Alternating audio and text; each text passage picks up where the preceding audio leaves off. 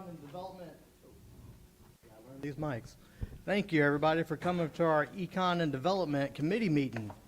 We have a few things on the agenda to discuss today. I have a lot of people ask me about committee meetings. Anything that we talk about here today is mainly just discussion, and anything that we do vote on will just go before the council. So nothing we really vote on today actually goes into law or anything like that. It's just really a good opportunity for people to get another input into it and have a say when we do things like this. I'm actually going to go to the podium, so I don't know if you might want to, we can trade seats if you want. You good there? All right.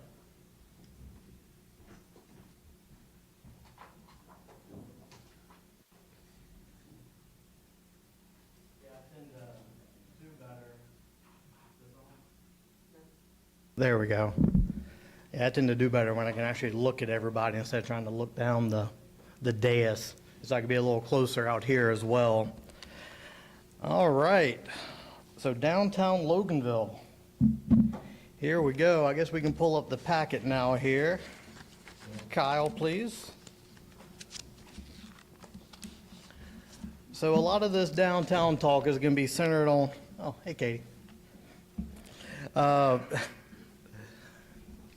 Creating a sense of place. So I've read a lot of books on it, as I'm sure Shane has as well, especially with downtown, starting with a lot of Jane Jacobs books and Victor Gruen, who fled from World War II and came here. He was the designer of a lot of the first malls. He didn't like the malls. He actually designed it to be more of a downtown kind of place, but then it kind of got miscrewed and went into the mall setting. Because when he came here, he said it was an avenue of horror because it was so car dominated everywhere. So he's one of the first ones that really came up with the mixed use district. So we're talking like offices and people can work, live, play downtown. So that's kind of what I want to talk about today, is creating the sense of place. And a more modern term is the third place. So everybody goes home. Everybody goes to work. And historically speaking, a lot of people want a third place. For some people, that's the church. Other people, that's your civic club, stuff like that. But a lot of downtowns are now becoming the third place. So a lot of times now, like even on a Saturday, if I have nothing to do, I'll look over my wife and go, what do you want to do? I don't know, let's just go to downtown Monroe. Because we always know we have something to find or do downtown. That's what we want to kind of create here, or what I'm going to be talking about in this packet, ideas and strategies to help us get to that area. So, a lot about placemaking. First off, let's talk about branding. And this is what I've been calling or what I'll call the Rediscover Downtown Loganville plan. It actually started off with Explore Downtown Loganville, and then people were like, well, what is there to explore? I was like, well, that's true. We're not a mountain town or something like that. And then it got to Discover Downtown Loganville. Then after talking with Braxton and Brax, they're like, well, we've been here forever. I'm like, yeah, that's true. And people come here for y'all and for, Terra and Flex Body Shop and all of our places downtown. So it became Rediscover Loganville because we have a lot of new stuff coming. We have a lot of, I guess you call it buzz. We have a lot of businesses that want to be downtown. They just can't find places. So this will help create the flavor that we kind of want downtown, making it our own. And as you can see on the first, I think it's page 2 of the agenda packet, creating a identity through branding. And we're talking about coming up with a logo that can go on banners in downtown, go on a lot of the lighting fixtures, get on the trash cans, maybe get some new metal trash cans on the planter boxes downtown. And that was my poor man's attempt of coming up with a logo. But then Brett, thankfully, thank you so much, Brett. He, I don't know if y'all grabbed one of these in the back. I don't know what page number it is on the packet, but it goes in here. You think you can find the logo for me, Kyle, on the packet? You know what page number that is?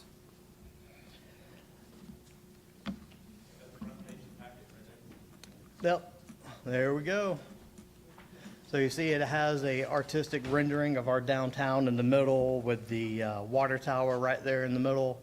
It says when we were established around downtown on the well. So we're playing with a lot of the history of downtown. Don't want to lose our history. And in here, Brett did a great job talking about downtown Loganville being how we've had experienced significant population growth, and we kind of see ourselves keeping the balance between the small town feel with booming progress. And we're kind of like the gateway from the metro going into the more rural Georgia scene. So that's kind of where a lot of this logo design came from, a lot of the initial feel of it. And there's different variants and stuff of it. But I wanted to see, as council, kind of what y'all thought about the logo or on the committee meeting. It's attractive. It brings in most of the recognizable features of Loganville. You've got the well, you've got our water tower, and then you've got a drawing that actually is a little more representative of what our actual buildings look like. So, Yep. and I appreciate that you've got the when we were established in there and things. I think it's a nice looking logo. Thank you. Yeah, I was very pleased when Brett showed me this the other day. I was like, yep, that is awesome. And I do know traditionally Loganville is generally red, but red as a color is more like a angry color, and it's not really the best when it comes to like marketing downtowns and stuff like that. So we kind of went with this color scheme. I believe Brett went with this color scheme mainly because it's more small town, more rural, not so much modern, urban, stuff like that, which we're kind of the blend in between the two, being the gateway city. Would you like to say anything about this, Brett? Or you think you're...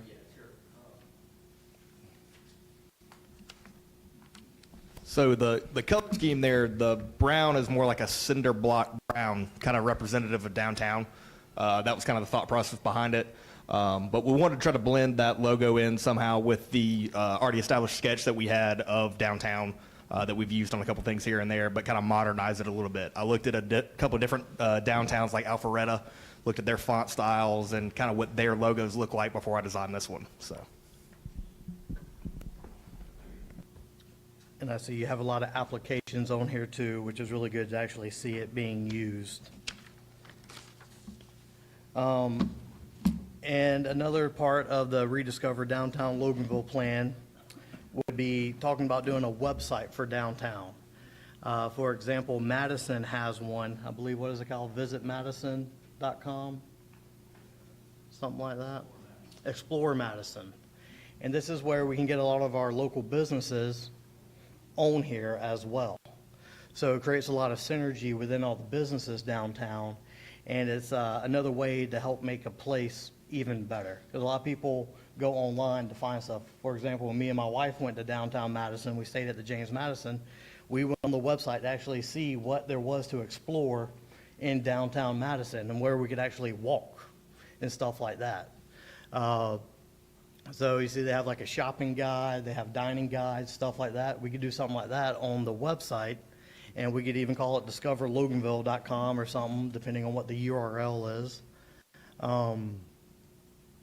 But there's a lot of cities that have these. I just use Madison as an example because this is one I've been to the most recently, and theirs was pretty well designed. And we have a lot of restaurants and places downtown that I think would enjoy taking part in this and getting their own little blurb and sending people to them. So it's a way that we can help influence people to go to Main Street and find locations maybe they didn't know was there.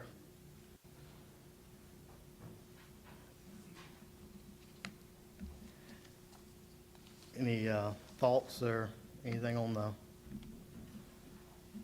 Just- website so far? Go ahead. I just had a question because I know in recent council, you were getting the information boxes, and I just have notes on my sideline as things we're talking about. Okay. That are relative. Did you end up getting those information boxes already? The information boxes? Yeah, you were gonna, the newspaper We type have boxes? we have them in, they are in the printer right now, right?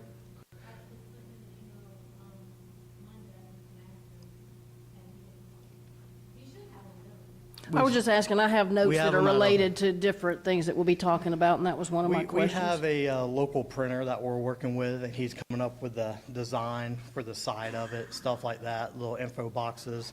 And, yeah, I mean, we could send that to him and have that put on there, for sure. So that would be a part of the branding as well, getting those information boxes out. For those who maybe not understand the depth of that, we've been talking about getting, and we actually have them ordered. They're like information pamphlet boxes, and we're going to have them at like the library, city hall. I know we talked about maybe the health department or something like that. Maybe we could talk to Braxton or someone about getting it inside a store.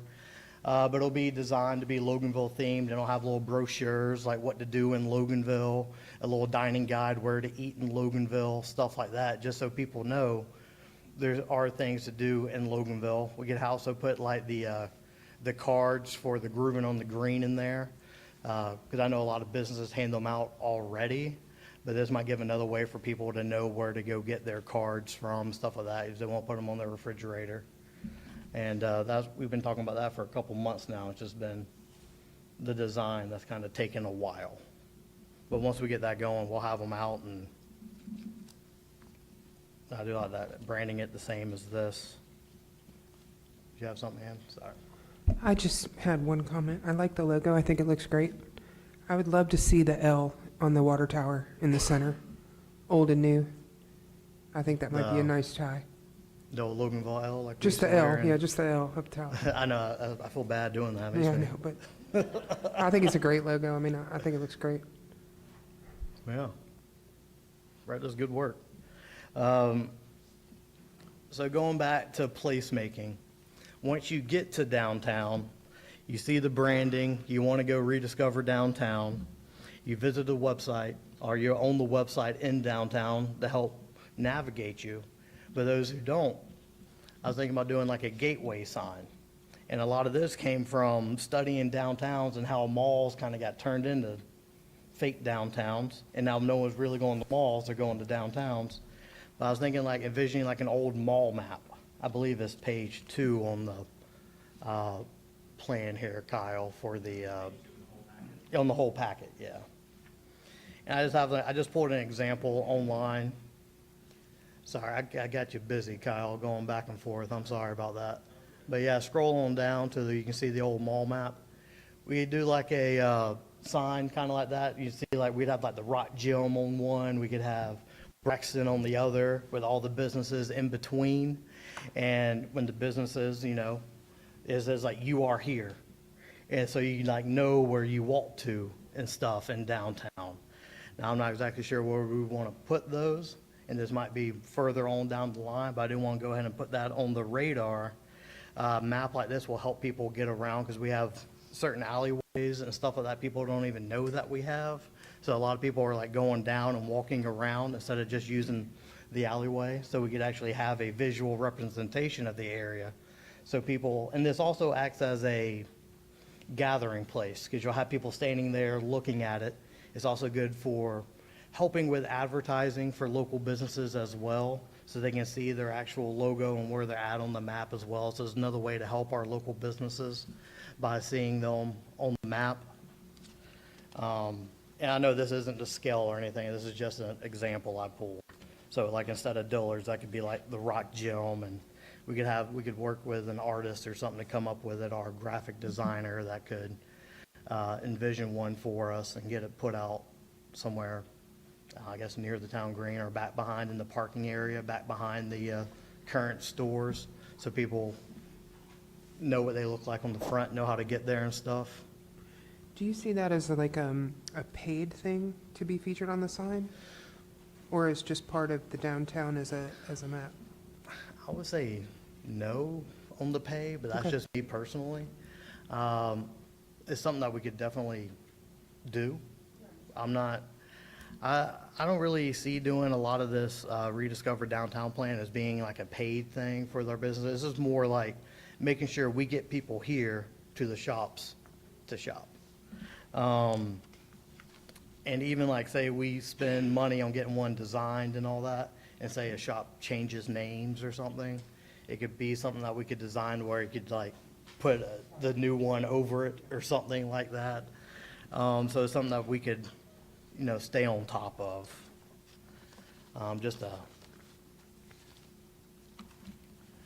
And also when it comes down to I got like 8,000 papers up here.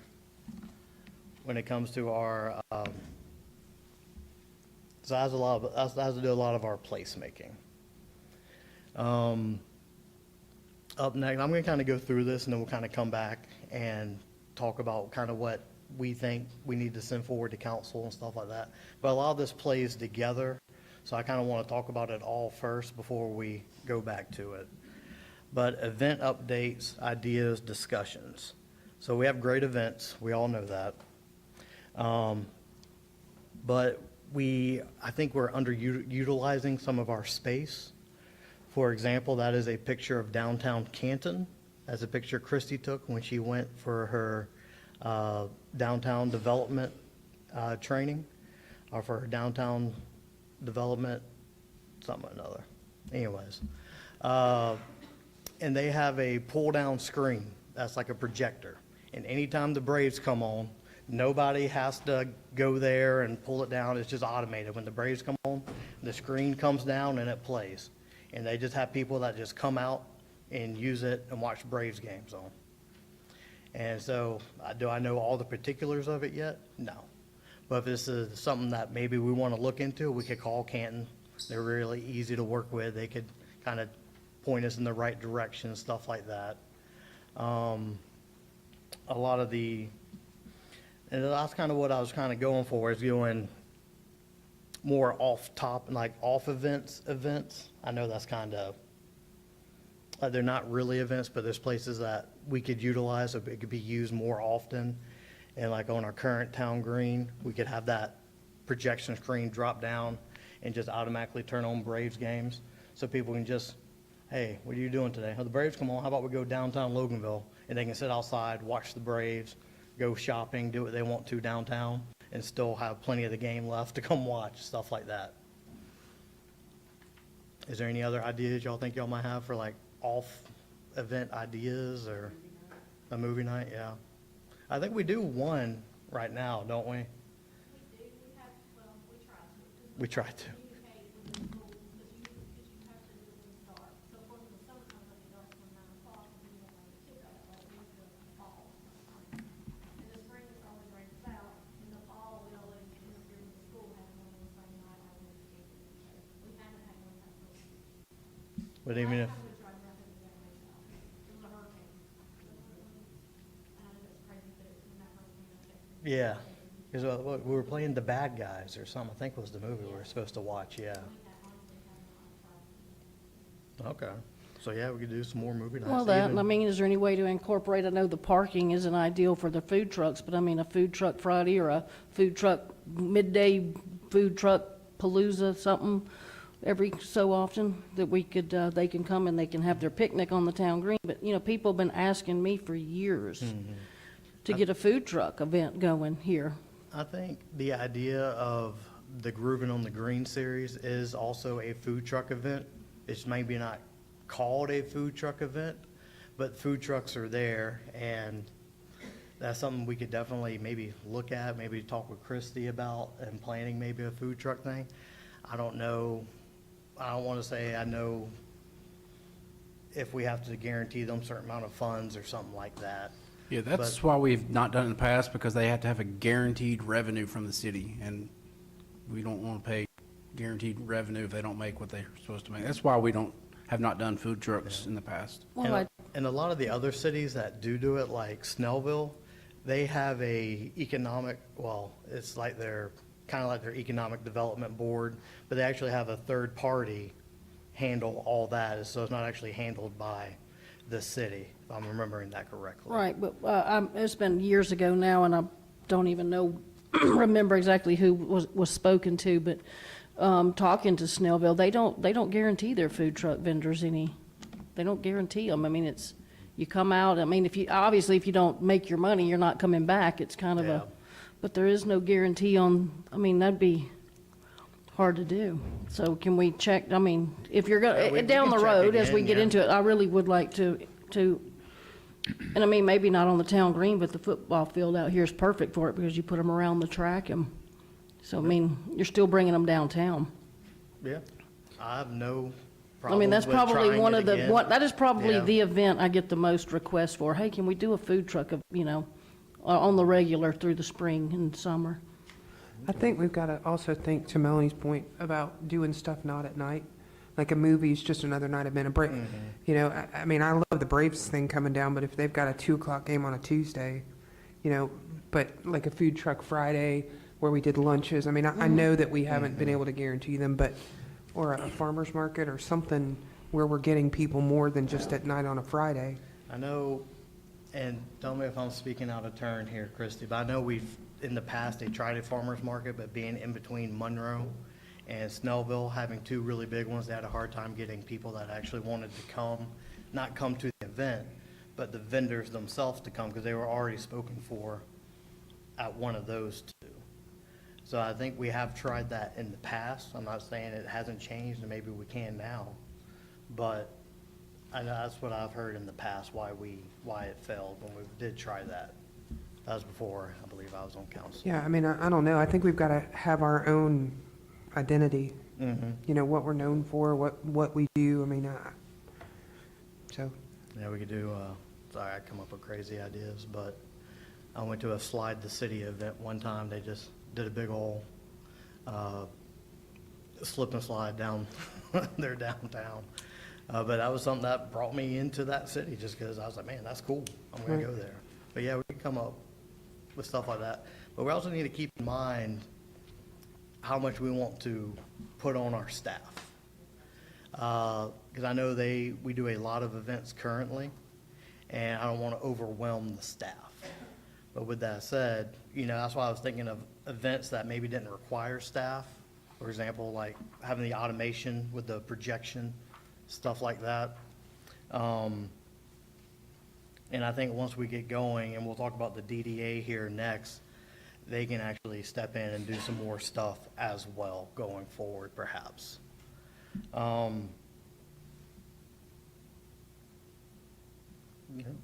that's great. So I got movies, talk about doing farmer's market and food trucks. To your question, like Water Park Wednesday? Water Park Wednesday? I mean, like slip and slide for kids, like a Wednesday. Yeah. I mean, During the I don't summer, know. yeah. It'd be something fun. Well, there was a parade that me and Christy saw. She sent me a link to it. During their parade, everybody in the parade had water guns. So all the people were standing on the side of the parade, and the people on the parade floats were shooting off water guns and stuff. And I was like, yeah, that's pretty cool.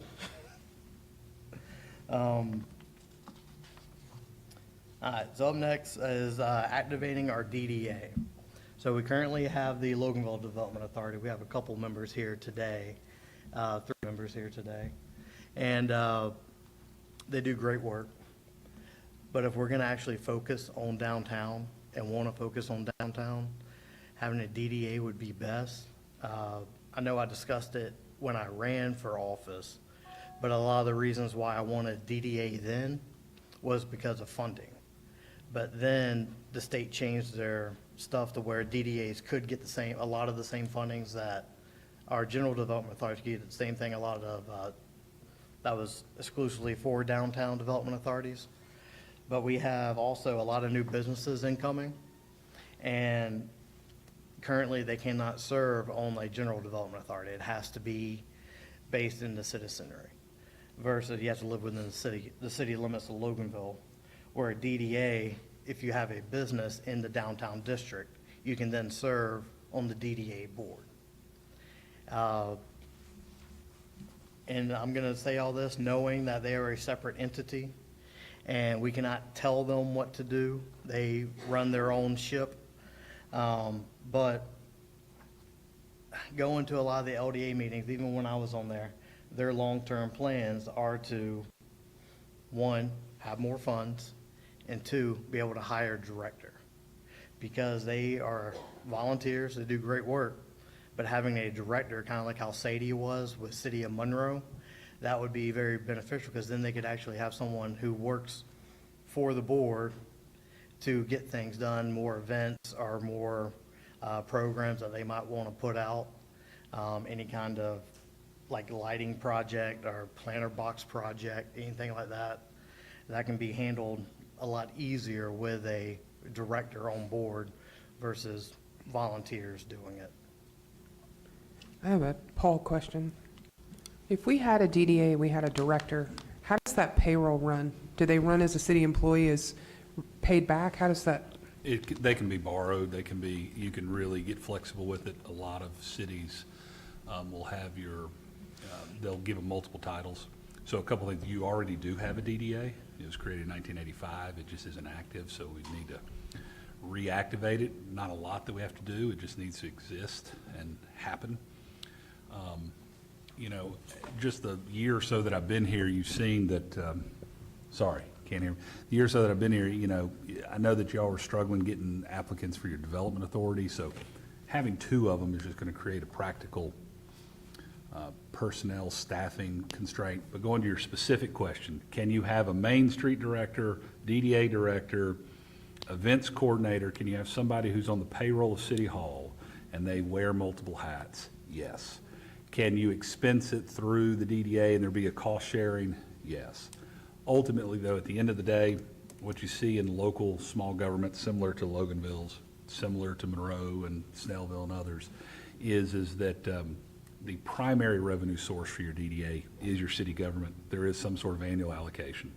Until such time as they build up their own revolving loan fund, where they've got some of their own income streams, or they maybe own a couple of buildings in downtown and they rent them out. So the funding's gonna come from you guys anyway. And so sharing those employees is a very common practice, to where they really just wear multiple hats.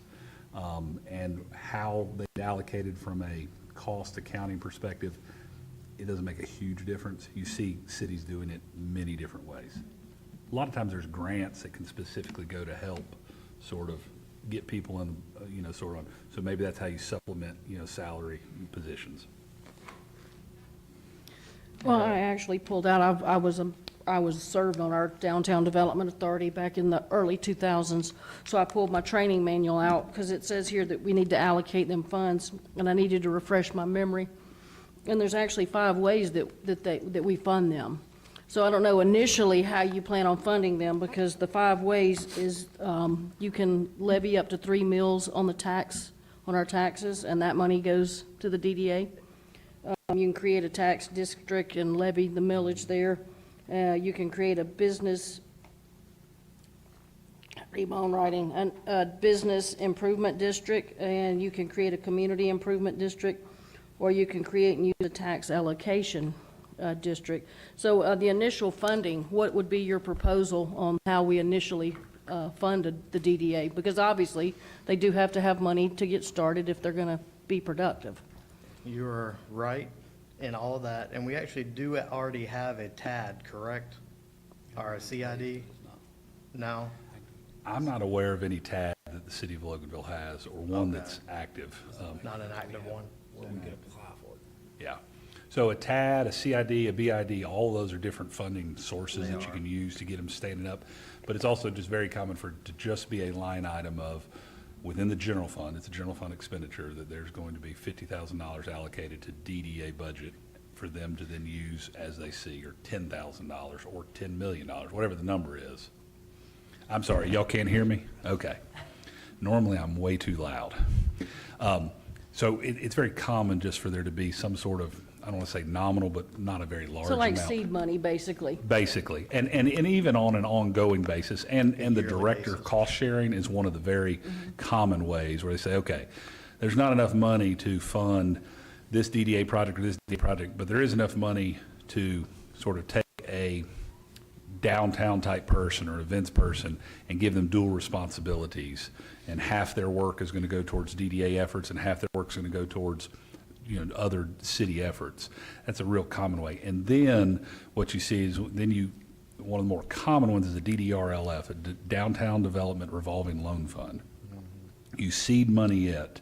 They start doing the DDRLF enough times, they make money off of that revolving loan fund, and then that revolving loan fund becomes its own sort of piggy bank, if you will, to encourage other projects. But the short answer is, unless you do a CID, a BID, a TAD, unless you do some sort of true millage add-on to your tax, it's just going to be a line item within your annual budget process that you allocate funds for DDA-related efforts. And Denny, would there be any reason why, I mean, or where, you said it would come out of the general fund? Yes, it's absolutely a general fund obligation, not an enterprise fund And obligation. since you've already written the budget for this year, I mean, where would you get the money? Well, And I think- what kind of money are you talking about So- wanting to start with? I'm thinking 15 to 20 a year to start out, just do a line item every year for that amount, or at least 15, but I would suggest $20,000, because if we're going to do a lot of the sharing, whenever when they hire a position, they're going to have to advertise it and take, applications in, even though, because we can't just tell them, hire this person.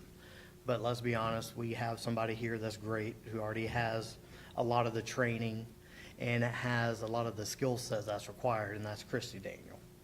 So we could, if we give them a line item of $15,000 to $20,000 and say they offer the position at $15K a year, that would be on top of what she's already getting from the city of Loganville, which will have more duties, obviously.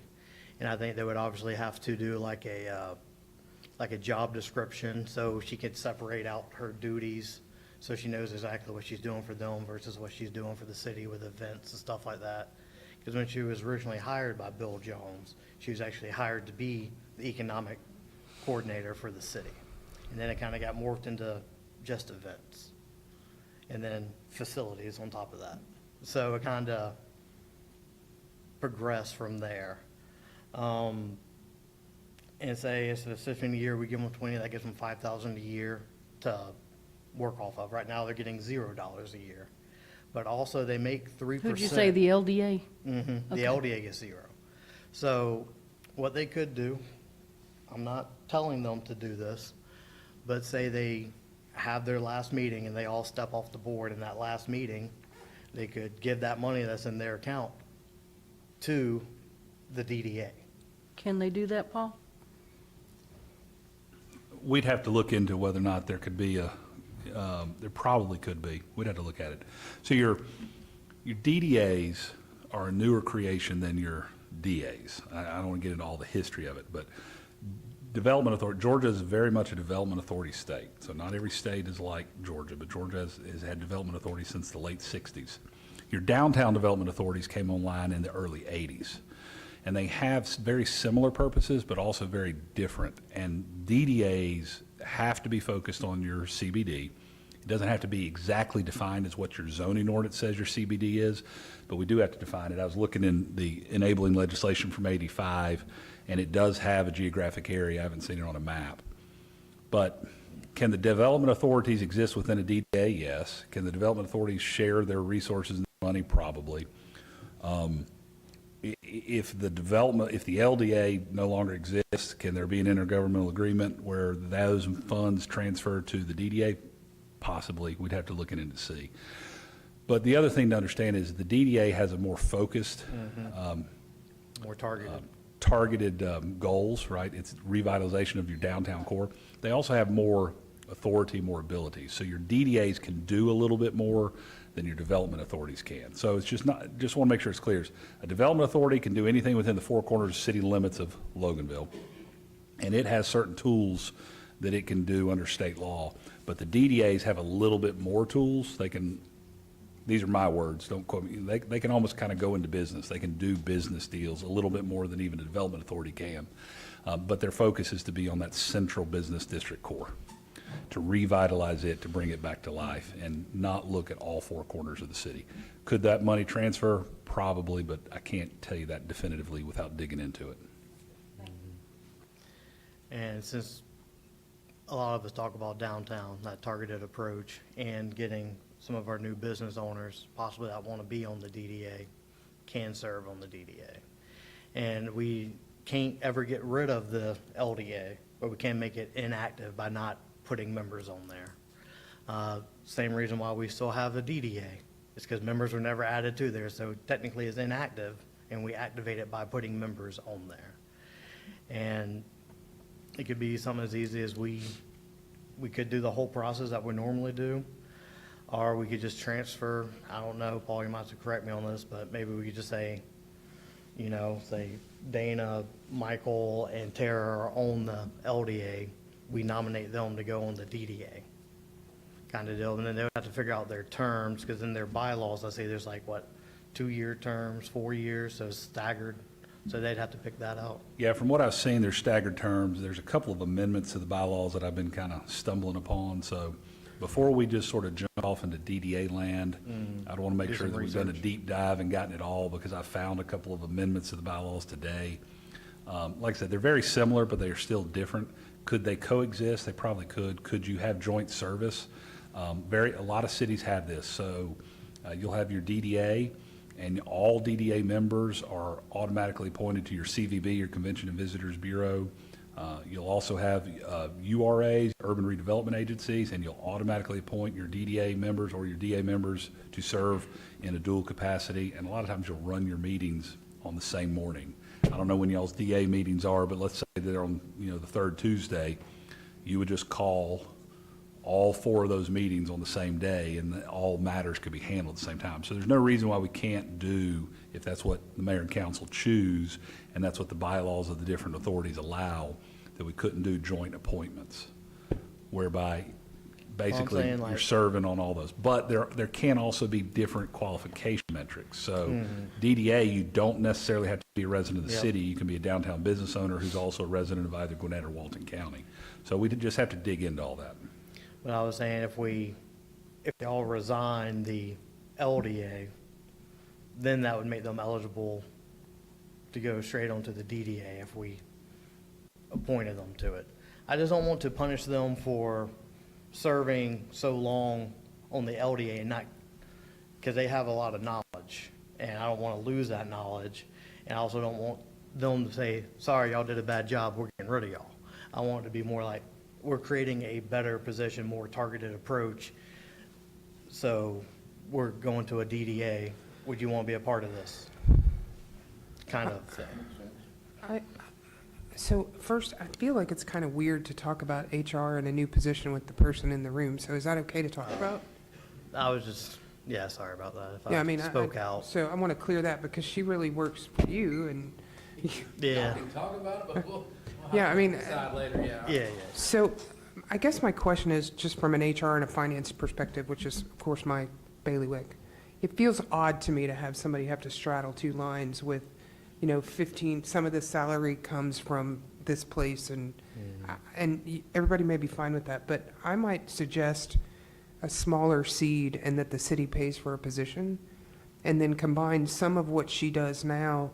And you do a fantastic job, Christy. I mean, if you're even interested, it's weird. This is the HR part that's really weird. Like, oh, we have a position for you, and here we are in public. And anyway, but that maybe we tried to hire a downtown director, and we didn't.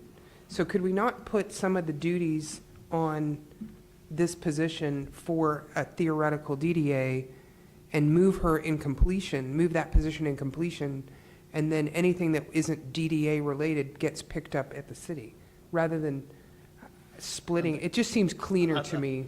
I think there's many ways we can do it, so that's a way that the council prefers. Well, but I mean, it's really Paul you, right? question. Yeah, so, I mean, I know Christy and I and Brandon have been talking about, Okay. but, it just depends on what the duties are. We looked at Main Street Director was more of a redevelopment of Main Street, so I don't know if this is what this would be, but those are 2 vastly different positions. Christy's busy enough with this, so could she spend some of her time doing this? Possibly. But I would say that the city would incur all the costs because, to give the example, the Local Development Authority has 30,000 roughly. If they were paying a third, not even a third, of a quarter of her salary, that would last a year, maybe, and a half. So I would say Point, yeah. this position would have to be fully funded by the city. Right.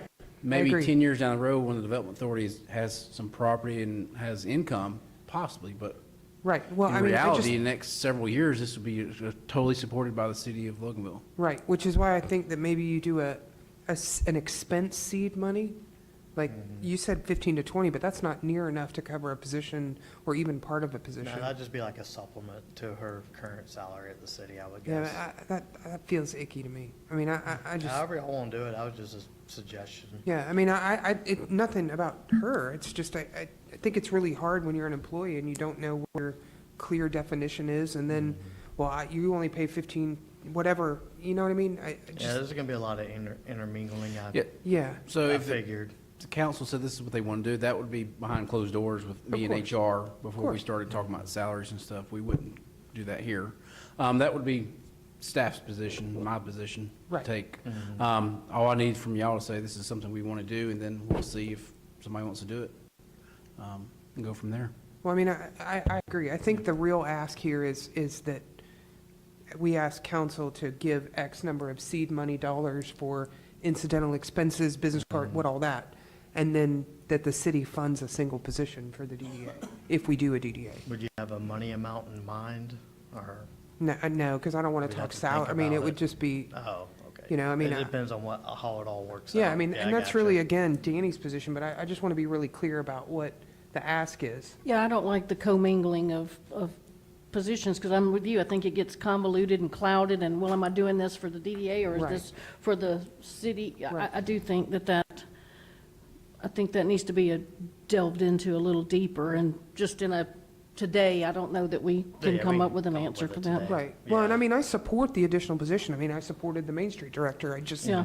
I think it would be much cleaner to do Do it seed that money way. and a person rather than a piece. That would be Yeah, most. I think would all the stuff support you're that. talking about today is stuff that staff currently does. Right. This is something we would do, so just like if the LDA came to me and said, hey, can you help with this? I mean, Cal designed their website. I mean, Right. that's stuff that we do, we don't ask for money for that, because it's a Right. city function, it's an arm of the city, so I would say, maybe a couple of years down the road, this is maybe a conversation to hire someone, or to, assign someone to help, but I think just to get launched, this is something staff could currently do without any increase in salaries. Okay. Yeah, no, I'm not suggesting that either. yeah, I just because, want it you to know- be really clear. You're right. And if, I guess the other question is, because you said that, we can't tell the DDA what to do, which is fine, but if we have a city employee that is under the city umbrella that's doing I mean, it gets, you know what I mean? It gets really cloudy for them. Who do they take direction from? Because what if the city says one thing and the DDA, I just want it to be really clear for whoever's doing work. Do you remember how that worked in Monroe, Paul, when Sadie was the DDA director and worked for City of Monroe? In what way? I mean, how it worked from an accounting perspective, or, I mean, she was, I mean, for a time, I think she was the director of the DDA, but she was also economic development director. Yeah. I mean, the short answer is, they wear many hats, and they just have to sort of figure it out. I hate to say it that way, but they wear many hats, these sort of downtown people / DDA people / city people. And the other short answer is, and I'm not being flippant with it, but the DDA doesn't have any other funding source except for the city of Loganville. So there is a mandated symbiotic relationship because they've got no other money. It's kind of like, I really love my daughter, but at the end of the day, like, I'm the one who pays the utility bill, so she's kind of got to listen to me at the end of the day. So, I mean, they work together, they are different, they do their own thing. But until a DDA is standing on its own 2 feet, y'all are the funding source. Because even the millage approvals, the CIDs, and all, that's all by y'all's approval. So, I mean, just the best way I can say it is y'all allocate the resources y'all want to allocate to encourage the DDA to do what you want the DDA to do. The DDA has more tools to do things that y'all just can't do. So here's a great example. I know there's some dirt in downtown Loganville that we've all talked about, y'all talked about long ago. If y'all go to sell that dirt, your legal obligation is to sell it under Georgia law at essentially the highest price. If you, the city, enter into an intergovernmental agreement with the DDA and task them with the goal of selling it to someone such that it's the best for the overall economic revitalization of downtown Loganville, they don't necessarily have to take the highest price. They can take the best proposal, right? So that's a great example of how DDAs function differently. Same common goal, right? The city wants downtown to be successful, DDA wants downtown to be successful, but at the end of the day, they can do things that y'all can't do. But y'all can do things that they can't do, and that is come up with revenue sources such as taxes. They can't do that. They can borrow money, they can do bonds, they can actually sign promissory notes, y'all cannot. So they're very symbiotic in what they do, but y'all ultimately hold the purse strings in the infantile stages of DDA, which is what this DDA would be. So it sounds like the appropriate thing is to get a list of asks if we did a DDA that they would want support for from the city, and then the city allocates existing resources and personnel to handle those tasks Yeah. up until the point where they might need somebody full-time and they can afford it. Yeah, absolutely. Okay. But also it's, but the DDA's job too, practically speaking, and you go to the GMA conferences, they'll tell you all this. I know you said you've been to some of this training. I mean, the DDA's job is singularly focused on downtown revitalization, but they're also a little bit more what I call the dreamers. Somebody's got a dream and somebody's got to pay the bills, and so the city council's maybe paying the bills and the DDA's dreaming. So they're going to come up with 25 ideas. Right. And maybe there's only 4 of them that y'all can do, and that's okay. That's part of the growth of that revitalization of a downtown. But their job is to go out there and kind of, what are all the great things we can do? And I think we know a couple of their asks already from me going to their meetings. For going to the LDA meetings, they want a director and some funding. So I know that's 2 wants that they already. And I think the director especially is more of a need than a want at this point. Let me, before, because I don't want us to go into starting the DDA and then starting off in an argument about anything. Historically, the DDA, each council member and the mayor actually appointed a member, and you're talking about wanting to roll people over. So are we going to continue the historically that each council member and the mayor appoint someone? Or are we going to change this up, and are we going to go to our application process where they're interviewed? How are we going to conduct this? Because I'd like to start it out on the right foot, so to avoid conflicts and arguments. And do you have any thoughts? How do you prefer to do it? Never. Not a one. I can think of 5 today. Go ahead, Ann. I remember we left it alone, and I don't remember why. I mean, I kind of remember why, but again, conflict aside, well, do you want to share before we speculate? Isn't there a difference in numbers? Most of the time, a DDA usually has So, 10 members. It I was reading. is recommended that they have 10 members, but in their bylaws currently is only 7. So they would have to change their bylaws and go to the state and get that approved before they could go to 10. But it is recommended that they have 10 members, 5 coming from the citizenry and 5 coming from downtown businesses.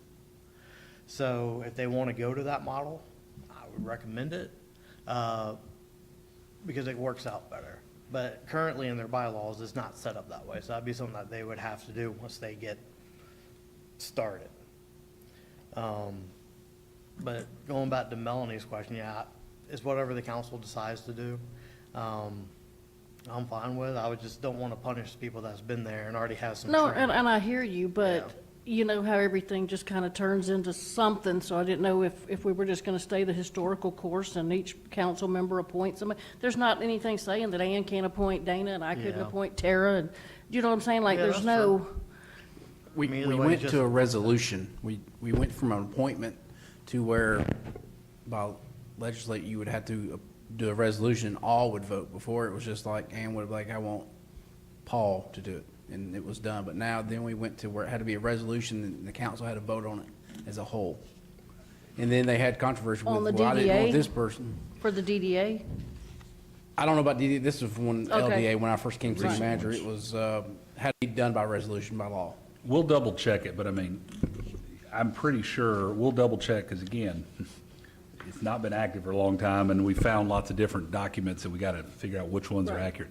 But normally the course will be is that each one of you will select 1 or 2 members and those members will come up, but y'all as a collective body still have to vote on them and approve them. So it's like, I nominate Susie, I nominate Bob. Okay, let's take Susie. Let's vote on Susie's appointment. Let's take Bob's appointment. Normally, that's how it is. The last documentation I saw was a 4-3. It was 7 members, 4 citizens, and 3 downtown business owners. The downtown business owners still have to be either a resident of Gwinnett or Walton. So that's the last amendment to the bylaws I saw was a 4-3, 7-member. But we just need to dig and see if there's any others. And if there's not, then we'll just either go with the bylaws as they are, or we can always certainly amend them. But or the DDA can amend them, but y'all are the appointing board for that board, period, end of story. And yes, I would absolutely tell y'all that y'all need to vote on each individual member as you appoint them. And I know that it was, they have to, if they own a business, they also have to live in the county, but you're saying it's because we're a split city, that's why they can be from Gwinnett or Walton?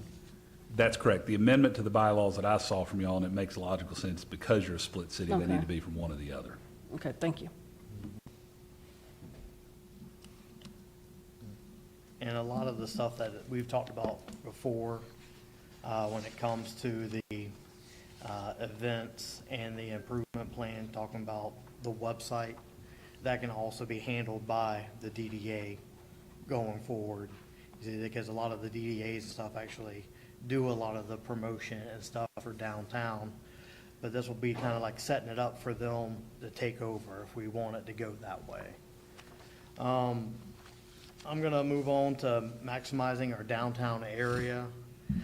We don't have a huge downtown, not a very, very long downtown, but what we do have, we need to maximize it down to the square foot, to be honest. And we can do that by addressing park minimums. We can do like a park once model. I saw a video I put on here, it's like Strong Towns Fayetteville, if y'all wanna watch that later on, to where they got rid of some of their parking restrictions downtown. And a lot of cities take on the parking commitments of downtowns, kind of like Loganville currently does. But be more formal with it, so we can formalize parking agreements with the churches downtowns perhaps. As long as I think we have an overall parking plan in place, say we want to be at a certain number of parking spaces, then we reach that goal, then I think we're okay. I don't want to say every place has to have, 100 parking spaces and all downtown just be looking like an airport parking space lot, But there are ways to like hide it, make it more attractive, actually fit the theme of downtown versus just asphalt lots, pretty much. And then the same thing, another strategy that we use would be address retention in downtown. For example, in Monroe, they removed the retention burden for downtown businesses. And I put this on here, and then after talking with Paul, I realized I was wrong about this, so please excuse this. But I talked to somebody who's an engineer, and he goes, yeah, there's a city that has a tax credit system in place, but it's because they have a CID that manages that, and we don't have a CID, so that's something we can't really do. But it influences people to build kind of more what you want to build downtown, because they don't have to worry about the retention. The city takes on the responsibility of the retention. Brandon, would you just clarify, because I did have a call about this. When you say retention, you're speaking water retention. Yeah. They understood this to be you're retaining businesses, so we're Oh, yeah, no, discussing no, water water retention. retention, yes, water Okay, I just want to retention. clear that up for anybody that might be watching. Thank you. It benefits Monroe because they're kind of at the top of the hill, so it goes down to their creeks. We're kind of in the valley, so we'd have to look at coming with an overall retention plan. And that allows them to use every square foot of their property. Instead of having to have retention ponds on every lot in town, we have like a master detention pond in a couple different areas in downtown, so they can actually build all the way to the corners of their properties and stuff like that. So I want to utilize what is it, a quarter mile? Our whole quarter mile to be properly used for what we want to use it for instead of retention. So it's just an overall retention plan. I think her allergies, I think everybody up here's got something going on with their Pollen is allergies. terrible right now. I think it's about the same time every year. Hopefully the rain knocked off some of it off some of our cars. Either that or y'all are piping pollen in up here to this thing. Are your eyes not bothering you? Ugh. Yeah, I got well, it's a green car now, but it was a black car this morning, so it's pretty bad. When Ann gets back, Brandon, we need to see what this committee's feelings are about recommending to the council, Yeah. the DDA.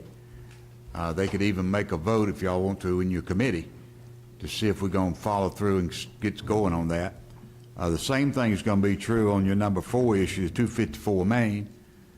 Are they comfortable recommending to the whole council the thoughts y'all discussed today?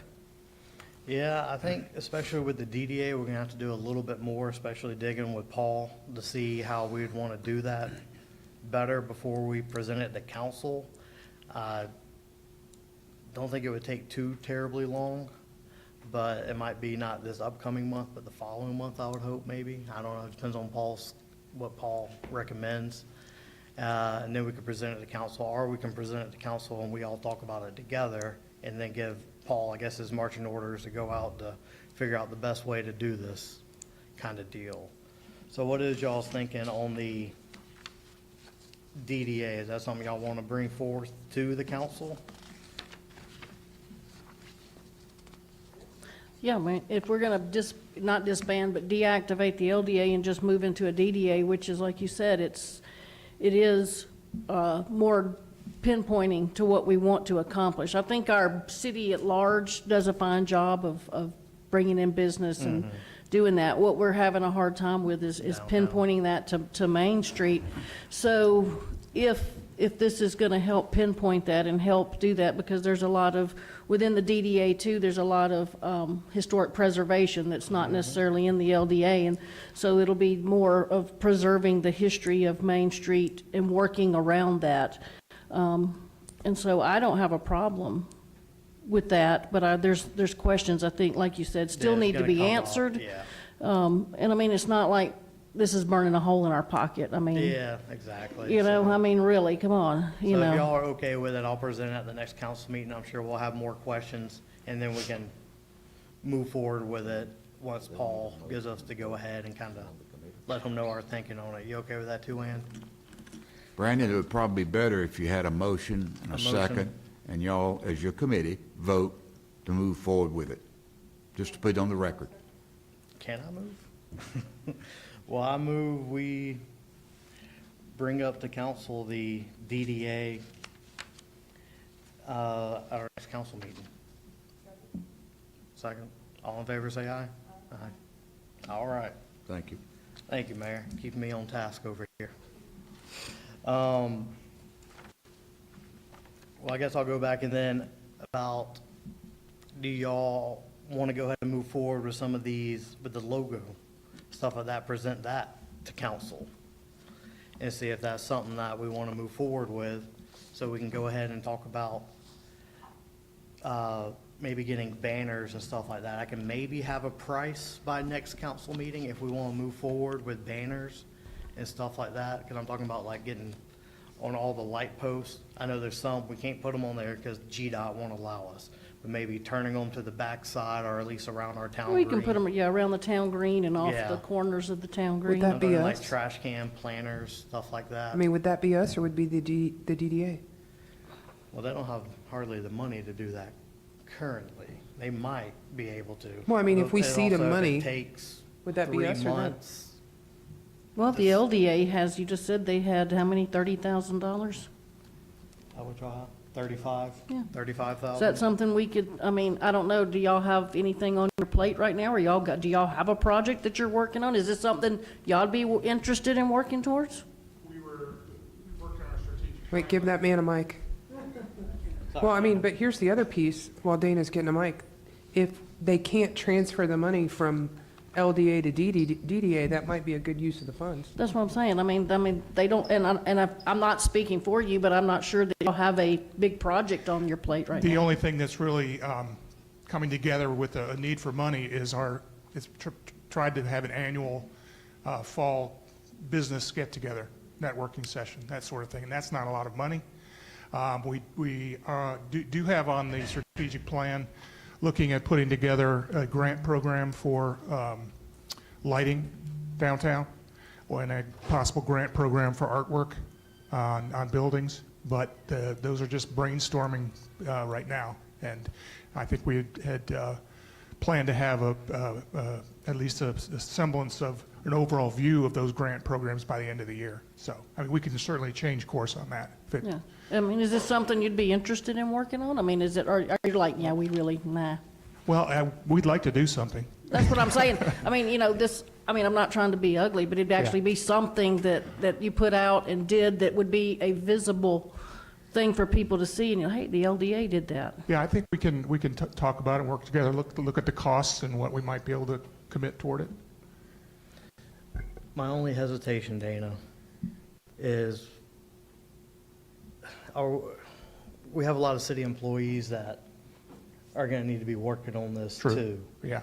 And so I think our timeline about getting this out would go faster with us, so we could have it out for our concert series and go ahead and getting it done sooner rather than later. Well, I guess I would envision the LDA perhaps paying for the creating of the banners, and then they Yeah. could be hung by city employees. We just Yeah. help fund the Stuff like project. that, I think we can, because we already have the branding packet, so it's Yeah. really just getting, like, we can get quotes from all the banner people, stuff Yeah. like that, and then send them over to y'all to pay for or something. Yeah, we'll send an invoice for 35,000 real quick.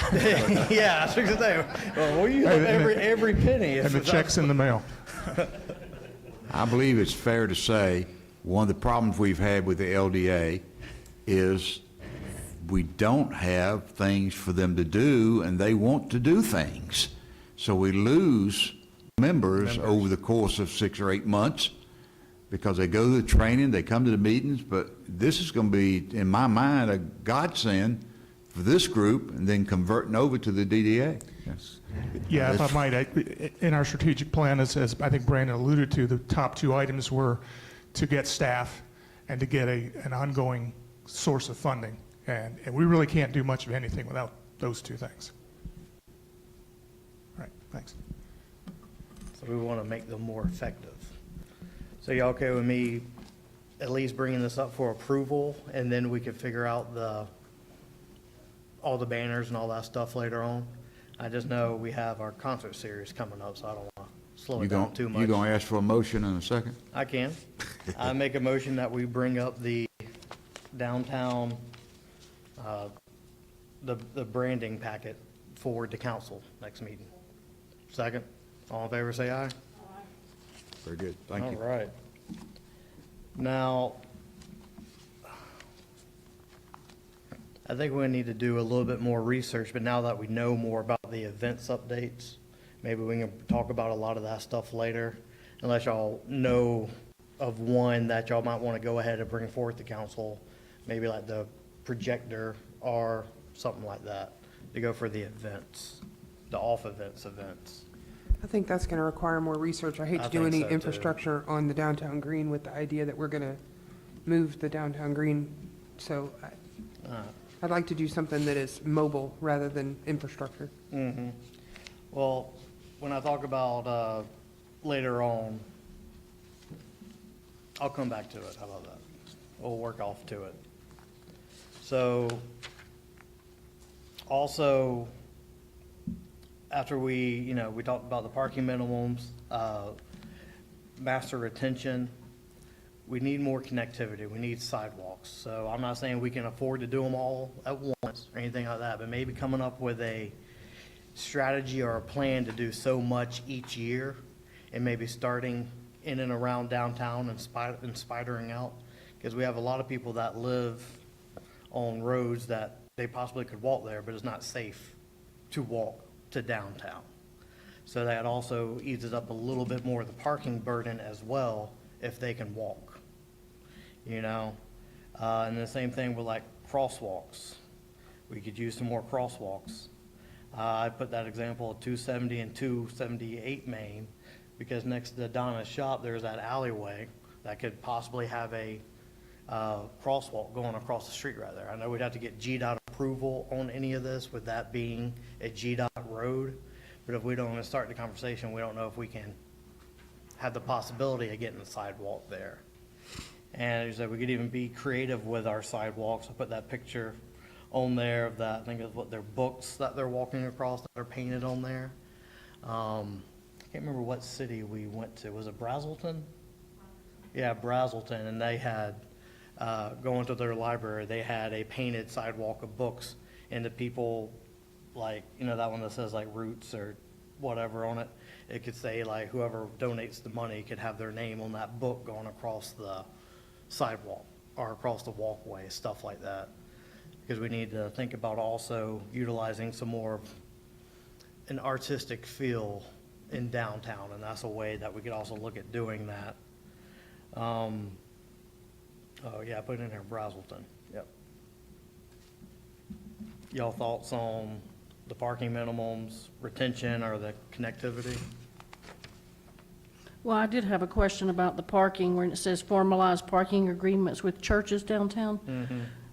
When you say that, are you incentivizing them, are you paying them, or you're just going, hey, can we park in your parking lot? I mean, what are you formalizing? I mean, is that, to me, when you say we're formalizing a parking agreement, that implies that there's some sort of financial or some sort of incentive program for them to allow the city to use their parking. Me and Danny talked about this, and I believe we were talking about, well, it started with the Baptist church, and then obviously it went to talk to the Methodist church as well, because we already use their parking lots, let's be honest. But they pay for everything to do with the parking lots. We just use it. We come up with a formal agreement. I don't know if y'all want to explain kind of the thought process behind why we should do a formal parking agreement. I would think if we're going to have like an overall parking plan, that's not included in our plan now because it's not city-owned parking. But we come up with a plan like we can use it Monday through Saturday, and then y'all have it, like they could put a sign that says, you know, church parking only on Sundays or something like that. Anything else on that? No, it's just a agreement that we can use it. It's something we do currently with the Methodist Church. Before we had the restrooms, we'd actually use their restrooms. When concerts, it's just, you know, getting with the leadership there and us and just formalizing. They may say no, but they're been pretty receptive of us using their parking because, you know, they're in community services as we are, and they like to see people come, and they might get some people to come join their church. And it's one of the things, like, if we're gonna come up with an overall parking plan and say, I'm just throwing this number out there, say we want 400 parking spaces in downtown. If we don't include those, because it's not formalized maybe, then it won't count towards the number. But if it's actually in there, then we can include it in the number of the 400.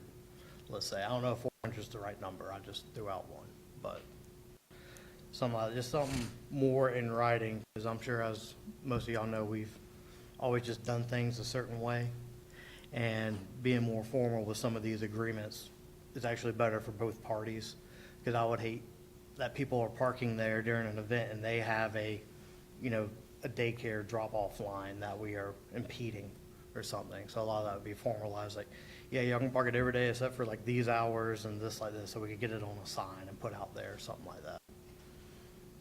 It just kind of protects both of us more.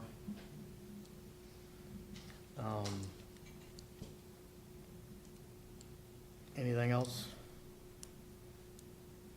I mean, if you're just asking for questions, this painting on the street there, you touched a while ago, because our crosswalks currently are, I know the lights that are at the town green, half the time they don't work, but Danny, you said those belong to GDOT, and they're in their right of way, so we Which wouldn't be able to have crosswalk lights if you created other crosswalks without getting approval from GDOT.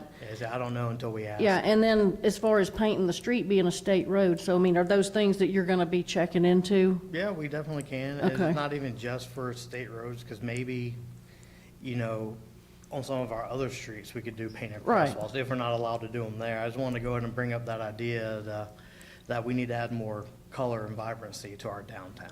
And that's Right. just a way that we can do that as well. I know you just asked us to come here and be willing to discuss. These Oh, were yeah, just, yeah, yeah, these are yeah. just questions that I have, and I, Yeah. didn't know. And that's one of you the know, the things, like, process on where you go next from here. If these are ideas, then what do you do? Are you gonna assign, would that be a DDA project to assign to them and say, hey, look, check into this? I mean, some of these things that we're asking about, like obviously retention, water retention, would probably more, as falls on city council. Probably. But some of these other things, you know, I mean, so I'm just asking what your intentions are, or what your thoughts are on the process for some of these ideas. the process is still in progress Okay, on a lot of these. A lot of these are just like ideas, just to Okay. keep them moving forward. Because I don't want to spend a lot of time, our city staff time, doing Right. things if it's something that we're not going to be open with looking at. right, You know, I know everybody's time is valuable, and I don't want to spend 2 weeks on the phone with GDOT getting answers, and then be like, well, we didn't want to do that anyways, right, you know, kind of deal. yeah. So I don't think we've even reached out to GDOT Yeah. about any of this yet. Where does the money come from for sidewalks? That's not that's not our LMIG grant. Where's this money? General fund. General fund? And then how do we already decide what roads get sidewalks? How do you decide that? The city council does it in a project list because Okay. you're talking to pave or to do sidewalks, you're in the hundreds of thousands of dollars because you got right-of-way acquisition, you got drainage you gotta do. It's not just pouring sidewalks. Right. We have a master plan for sidewalks for downtown for the entire city. It's called the infill gap. It's connecting the gaps. I think the cheapest project was a little over 180,000, and it goes all the way up to, if memory serves me, $84 million worth of sidewalks. So that's something that the city council has to decide. Do they want to use their transportation money for paving, for fixing the intersections, red lights, et cetera, or sidewalks? It's something that you would all have to decide. Right now, the SPOS money is being held for the Fesco Drive. Right, It's engineered at $5 million, but we currently only have $3.8 million, I believe, in SPOS. So that's something y'all would have to decide, shift the money to sidewalks or keep it for creating a new road, because you Okay. can't do both. And there are grants out there as well for Right. sidewalks and stuff. I know we're currently in with Gwinnett County with our, what's the acronym or the? LMAG. Yeah, the CDBG, Community Development Block Grant. So a That lot of cannot be has- used nowhere in downtown, because that's Walton County. Yeah, so that's one of the issues there. But there are other grant opportunities, I believe, what was it? Social Circle, a couple years ago, they redid all their sidewalks with some kind of grant. I don't know, it could have been CDBG. LMIG can be used for grants. Yes, it can be for sidewalks, but typically we pave with that. right. But let me kind of use the sidewalks as an example to help on this, if I can. Sidewalks are absolutely a general obligation, governmental function. Sidewalks is a great example of, DDA is never going to have The money. the resources to do sidewalks, but sidewalks are certainly a governmental function. So this is a great example of your DDA board is operating, they're having their meetings, they're talking about things they need in DDA. They even look at their master plan and they say, hey, city, here's our recommendations or our requests. The next time you can get some sidewalk money in downtown, these are the 5 most important streets. They're gonna come to you and say these ones. That's a project that's still gonna stay within the 4 corners of the city of Loganville, not be at the DDA. Painting a crosswalk, that's the DDA project, right? It's like, hey, we want to do something that's just over and above. You know, y'all are just going to paint a crosswalk so people can walk across it, but you're not going to come up with pretty books or whatever to put on it. I mean, that's just a great distinction is y'all do sidewalks. DDA may say, hey, to help our downtown, will you please consider getting these 5 streets done quicker rather than later? They're advising you, saying this will help downtown. Then it comes to, you know, your city streets. Hey, we've got an extra $5,000 that we raised. Can we go paint 3 pretty looking, you know, crosswalks? I mean, that's the difference. And the money's always, you know, the sidewalk money's going to be big money. It's always going to be y'all, not them. And if GDOT should say no, we've got some city streets there you could do the same idea on. Covington, Pecan, so Yeah, lots of ideas just to get It's a just get message the of ball something rolling. new. to see if it's something that we want to look at. It is. Yeah, I support looking at it, yeah, but I don't want to trade the FESCO project for Oh, yeah, no, sidewalks. I But don't yeah, I think mean, we're if you're gonna going to be make a trading walkable projects. downtown, you obviously have to have sidewalks, so it would be a priority somewhere Yeah. on your list. I know we're gonna have to look through the budget to see, but maybe if we come up with like a recommended dollar amount like we do for the roads, or something, say we are gonna do this much every year for sidewalks, even though it might only give us, a couple thousand feet of sidewalks a year, but some of that budget, yeah, I was gonna say, 'cause I know it's expensive, yeah. It's not cheap. But that's something that we can look at, maybe get some numbers on and then bring back and talk about later on. But I didn't want to not talk about it because I know that's a big deal when it comes to livable, walkable downtowns. And that also feeds into the next one is infrastructure. The biggest one, a lot of the water lines, they're gonna come online once, properties come online, the water lines are gonna move over. But our sewer does go right through Main Street. And so if anything ever does go wrong, and it's an old pipe, it could shut down the road for a while because it has to be GDOT and stuff like that. I don't know if we wanted to maybe discuss possible relocations of that line, or if that's even possible. I don't even know until we talk about it. Because think about it, we also have to reconnect all the taps from the businesses there to it. You just thought sidewalks were expensive. Try No, I know. relocating a sewer from under I know. Main Street. We got to prioritize here what Yeah. we can do. Because if I'm not mistaken, those are still the old clay pipes, aren't they, Danny? From like when the city was originally founded, yeah, like when they first put the sewers in. Yeah, that's going to be a, Or it might be worth it to I mean, get with do you- GDOT to. well, I was going pull to the say, road do up you wait and fix see it. what GDOT's going to do with the state road? I mean, if they took the traffic off of it, then it's no longer a state road, then it wouldn't matter if you shut it down, so to speak, to do this. I mean, you're talking about, that's a state How road. long would that take for them to get that off network? Well, how 20 long is it plus going to years? take to reroute traffic while you dig up the entire Main Street and replace Less the than 20 sewer? years, Well, they I would hope. certainly figure it out if they had to. They would I mean- figure it out. Yeah, if it busts, Yeah. I'll have to. So that was one of the biggest things with infrastructure that I found. Yeah, and then also too, the lead pipe study that's coming in, and that got to be done by 2026, Danny, or is it 2025? I'm not sure. I have to check with Brandon. And It's doesn't that soon, play, though. doesn't that play in a Yeah. lot to Main Street? And I'm still get confused on that. Are we just identifying them, or do we have to We identify them and identify- replace We're them? identifying them. We have a company now that's currently doing that. But we don't have to replace I them? don't believe so, because it's not, yet. it's private property. We just have to Okay. identify them, and it's pretty much, anything built for a certain period, which is not hard, it just takes some time, but, Okay. Terramark Company is, I believe, doing that for us. But the easiest thing for the sewer would be what's called, pipe burst. You just inject a mold into the current system, and it expands. The only thing you would have to do is retap each tap. But to relocate sewer, yes, that's a very daunting task. Is that something you think we should go ahead and look into, or just, I think the city council needs to decide where they want to put the funding first, because you're going from 100,000 to a couple million. Just to give you an example, we got to relocate on 20, the other side of Main Street, and that was engineered 5 years ago at $8 million. Just for the water and sewer lines to relocate them, so it's not cheap. But hopefully we're gonna get a grant for that. Amen. That's half our annual budget. It's the entire budget. so do we want to go ahead and start looking into that, or?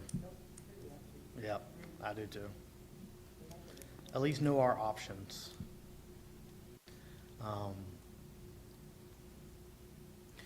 Well, that's something y'all need to vote before the council, and then that's something that you would have to give me authority to spend, because it's gonna be over 15,000 just to engineer it. That's something that you would have to take before city council and have them approve. And basically, so that I'm clear on this, what we would be agreeing to is looking into it means, Yeah, what is this going to cost to do this? Yes. That's as far as that would be going, correct? Correct, but I'm saying, but Yeah. that's what we're looking at, is just finding out what the cost of moving it would be, and obviously it So what costs. would to it look cost at- of, my it's fault. called engineering, what would the Right. engineering cost be? And they would say, this is your possibilities of where you can move it, and this is what we estimate the cost to be. But to even get to that cost, it's gonna be over my limit. Way over. Yeah, I think so too. Yeah, I do too, but I just, since it was in downtown, I want to talk about it and let it know that we know that pipe is.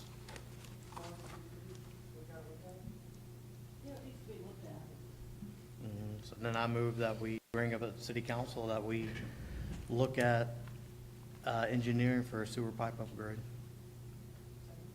Second. Aye.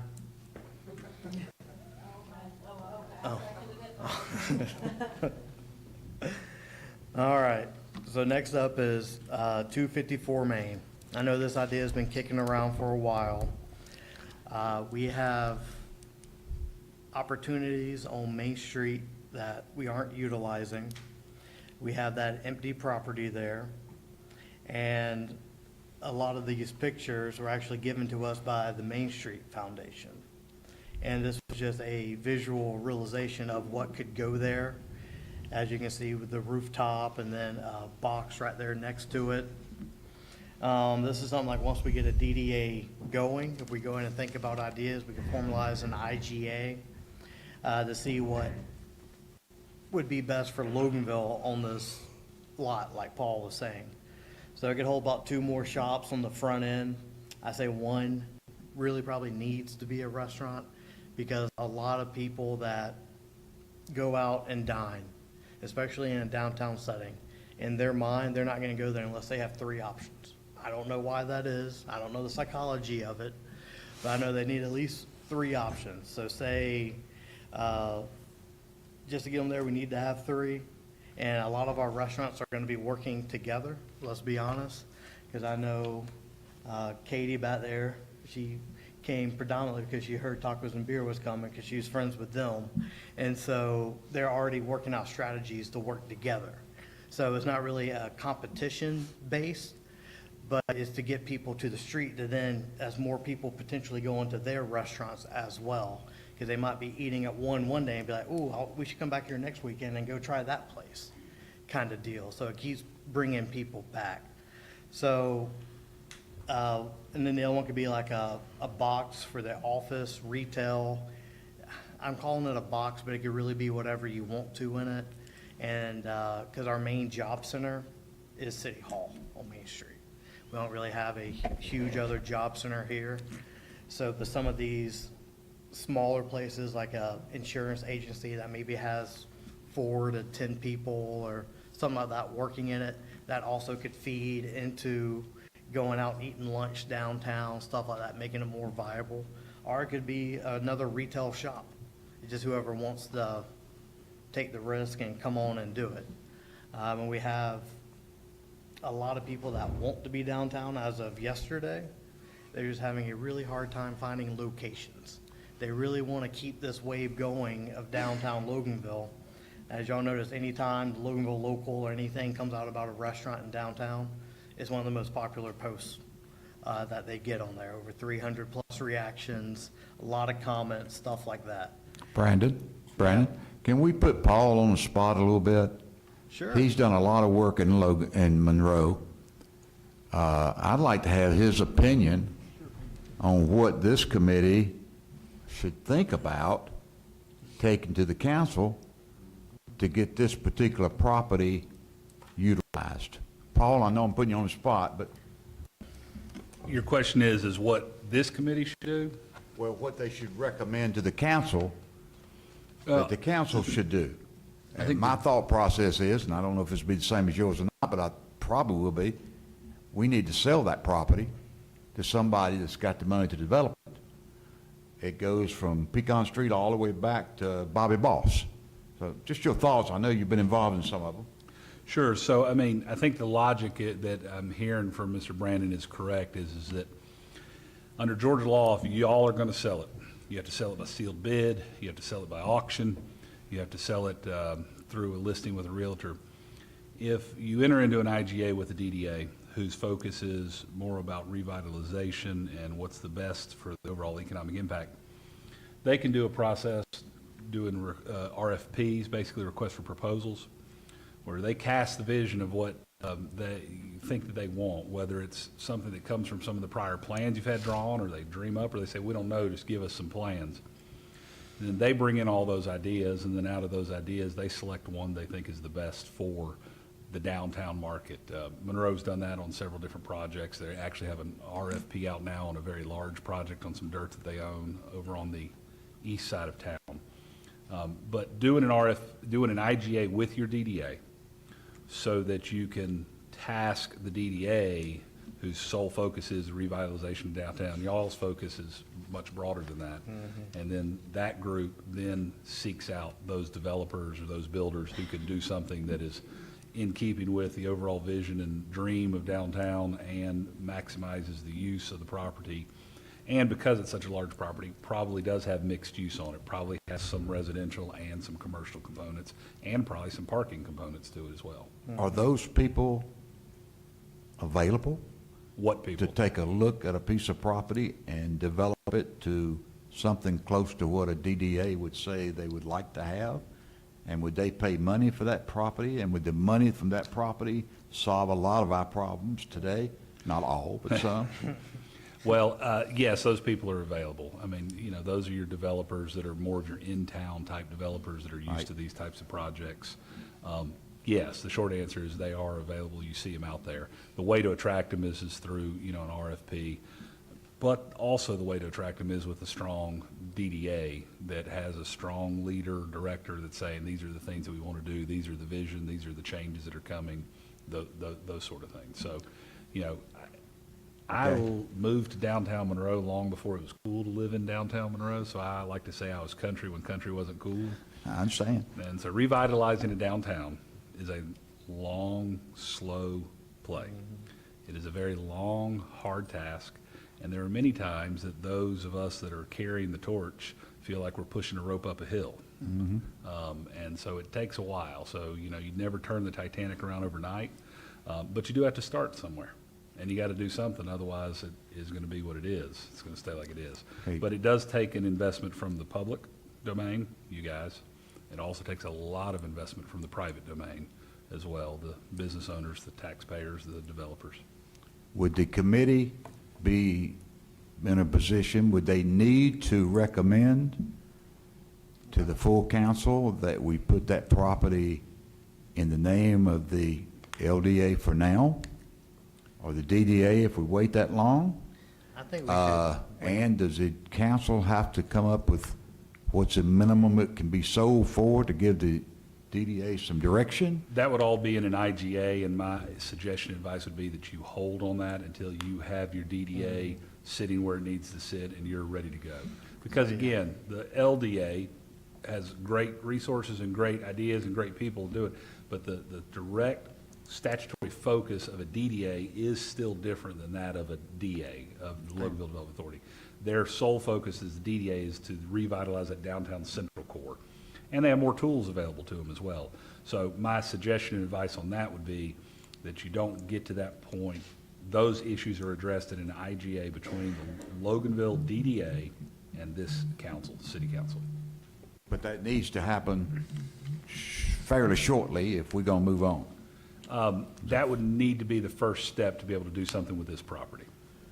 Could we, so down the road, DDA's in place, we IGA this property to them, they sell it.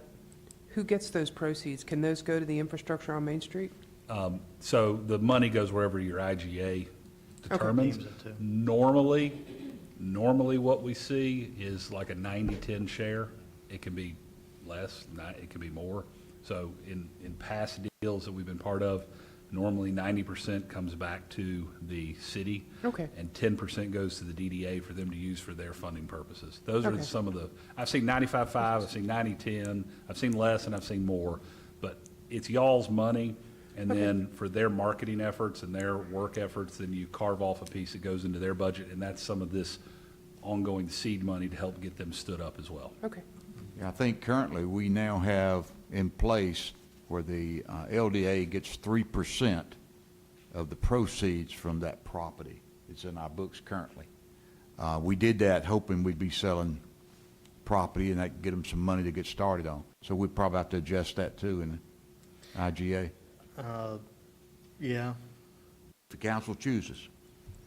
Yeah, so a lot of this is just kind of envisioning kind of the need, like, to move this property, because I think the initial thought is we're gonna start bringing Loganville further down, our Main Street further down, instead of like doing spot areas all around. And with this being a vacant piece, I saw this being the lowest fruit to try and pick. And I just wanted to kind of like give it a vision and let everybody know that we have businesses that want to come here tomorrow. If this was built, it would be full, let's be honest. And that's why I also want to talk about, you know, maybe envisioning different housing types on there. For example, I just found this picture online of 1,000 square foot kind of home, a 2-bedroom. They're very in demand right now, but we can find one with a design that kind of matches our character of downtown. But I want to go ahead and, you know, get that out there. I don't want anyone to say that we're building apartments on this property or anything like that. So we're talking about smaller homes, stuff like that. Because I know on the Sizemore plan, it showed 4 of them. But say we implement some of these other plans, like the retention and parking minimums, then we could actually fit more than 4 on our property, maybe 8 of them. I don't know I'm not a developer. But, you know, that frees up more space, and then we could possibly get more money for this land if they have more buildable land to build on. Obviously, we'd work in the IGA, like a little parking area, something like that too. We have to come up with the amount of spaces that buffers between the 2 areas, between the, I don't know what we want to call them, like cottages or city homes or something like that. And then the retail that's facing Main Street. And we do have a design guide in our downtown overlay. But one of the, I call it a positive, I think our mayor might call it a negative, but the city owns most of the land on Main Street. So in doing the IGAs and all, we can kind of put in there like, I guess, a design guide in there as well. So we can kind of get the design that we want downtown. Do I think we also should look at doing one for downtown as well, beefing ours up? Yes, but I don't know if we're at that stage yet. I really need to get with, if it's something we want to move forward with, then we have to kind of go through the zoning, go through Lisa's department and see what Robbie has to say and stuff like that. Because I don't know, even with our current zoning, if we do 4 to 8 of them, I know at 1,000 square feet, that's not in our zoning. But I've learned if you have closer to 1,000 square feet, you can actually get a traditional mortgage loan on a home like this versus a smaller one. You don't really get your traditional finance, but then again, you might have more people that are willing to pay that if they have it in the bank or something. But we're talking about nice homes here, not anything too crazy. And we could probably even work within the setting of downtown, maybe move them up a little bit closer to the road, maybe not set back as far, make them about the same setbacks as the house across the street, doing parking in the back, stuff like that to make it more visually appealing. And they'd have an HOA that takes care of the yards and all that kind of stuff. So I don't want to kind of. Would your committee be in a position to make a motion to ask the full council their agreement on the intent to sell this property and to work toward getting the details and then bring it back to the council? I think we The need question the is, DDA first. need to know intent. You got to have the DDA first, so I don't think there's any point to bring 254 Main Street forward until you have the DDA in place. That's my thought. I mean, I'm favorable to it, but yeah, I mean, you can't, we got to have the DDA first. I agree. Gotta have the horse before the cart. Yeah. Well, I don't have a problem with that either, honestly, I really don't. But, you know, the property's sat empty for quite a while. Is it the council's intent that we move forward or not? And if it's not, that's their decision, we'll back off. Right, but an intention isn't a vote. I mean, that's agree. just, I mean, that doesn't really give anybody anything. Just an intention. Well, I had a conversation, I don't know, Danny, if you remember, it's been months ago now, when you bought for tacos and beer. There is no parking. You've got Toasted Up is going to be opening April 13th. You got Terra, you're going to be opening pretty soon, I think. Yours is fixing to be under construction. It would be, even if you put this out today, 254 Main Street, it's a year or two. I mean, you're talking time. What we don't have right now, you've addressed it several times already, there's no parking. And I think you remember I asked you, can we turn that into a gravel? So it's not going unused. It's providing parking for the businesses that are going to be here now.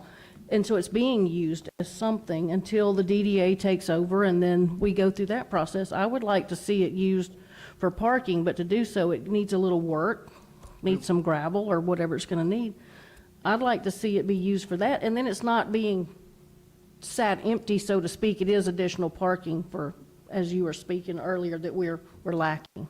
Well, when you look at doing a park once model, it's not so much where the parking is located. It's more so you just have enough on the street. And I know me and Danny looked at how many parking spaces we already have on the street, which is more than sufficient than the businesses we have or the few that we have coming in now currently. Because we have a pretty big lot right there behind Toasted Up. And that's why I was talking about that alleyway and stuff like that. There's already plenty of parking there, and we do have parking currently on 254 Main. I can't remember the numbers, but we have a good bit over there already, even without the gravel. And let's be honest, most of our citizens are going to park on the grass over there as well. So I don't really see the point even doing gravel there if they're going to be parking there anyways. It'd just be wasting funds that we could use on something else.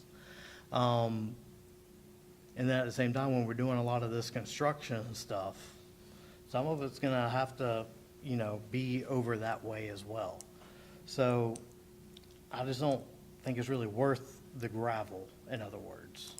And I think I did crush and run yesterday, and it was what, 425 a load, and I don't know how much it would take. So I know it's not substantially a lot of money in the grand scheme of things, but I still don't think it's really worth it, because we already do have parking there.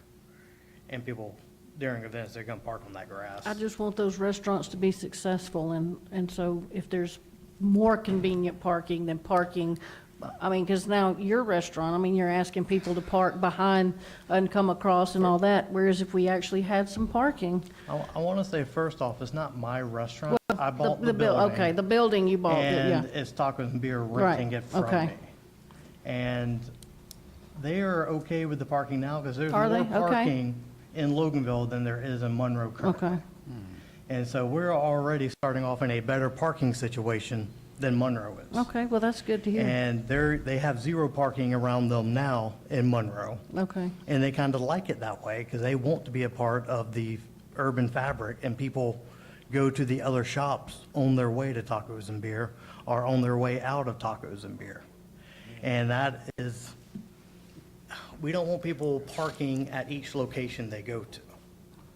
And that's one of the reasons why they don't mind being on that side of the street. Like, yeah, they have parking there now, and later on, 254, there's going to be parking there, at least the same amount of parking, I hope, there now. But I just I want guess them we all could to ask some of the succeed. other business Because owners, see what they when think they about succeed, parking. then more are gonna wanna come. I just wanna make sure that they have what they need to succeed. yeah, they're good with the parking. Well, Okay. Nothing right now until we get the DDA going. I'm glad that we decided to move forward with that. I just wanted to let people know we have need for these kinds of developments in downtown, and I think this should be one of the first ones that we attempt to do, because it is the lowest hanging fruit. And I just wanted to revisit some of the designs in the past and kind of put a face to these blocks to show kind of what the thought process is, and do it here in committee so more people have eyes on us. So no one's saying that we're, trying to force it in or anything like that, Well, I mean, I would be favorable, I mean, just stating a preference, if you are, Melanie, that I don't feel like we need to have another committee meeting to talk about 254 Main going Until to we- the DDA. But it's not something we can vote on now. Would you be okay with saying that we kind of recommend that we go that direction once we get the DDA? You mean saying that if, once the DDA is created, that this would be a property we would turn over to them? Yeah, I mean, I don't mean that we have all the details right now, but that I would be favorable in pursuing that. I would be comfortable saying that now. With all the details to be worked out and approved by council, of course. Yeah, because that'd all be in the IGA, so. that'd yeah, that's what I was work gonna say, out like, going through all the stuff. IGA. Absolutely, yeah. I'm just okay. saying that I would be okay with it. Because, I mean, Paul, if, let's say, what is this, the end of March, we talk about the DDA in April. The DDA gets formed, whatever, that takes 60 days to get maybe 90 to get an IGA. I just would like to not put any barriers up if we don't have to. And I think, Skip, that's kind of where you're going, but Yeah, he wants to we show- can't vote, yeah, I just want to kind of state that I'm favorable to it. So, I know you are. I'm happy with that, yeah. Because I want to show the light at the end of the tunnel. I know there's going to be a long tunnel, and say this is just the first direction. And this is kind of where I know Skip said like a commitment, but it's really nothing to commit to fully yet, not until the DDA gets going. But some kind of way to show that we are moving forward with adding more downtown. Say that might be a year and a half now, it might be 3 years from now. It just depends on if all the steps that we are taking are in order the correct way. This is a bad description, but I sort of relate it to what we would ask the developer to give us a letter of intent.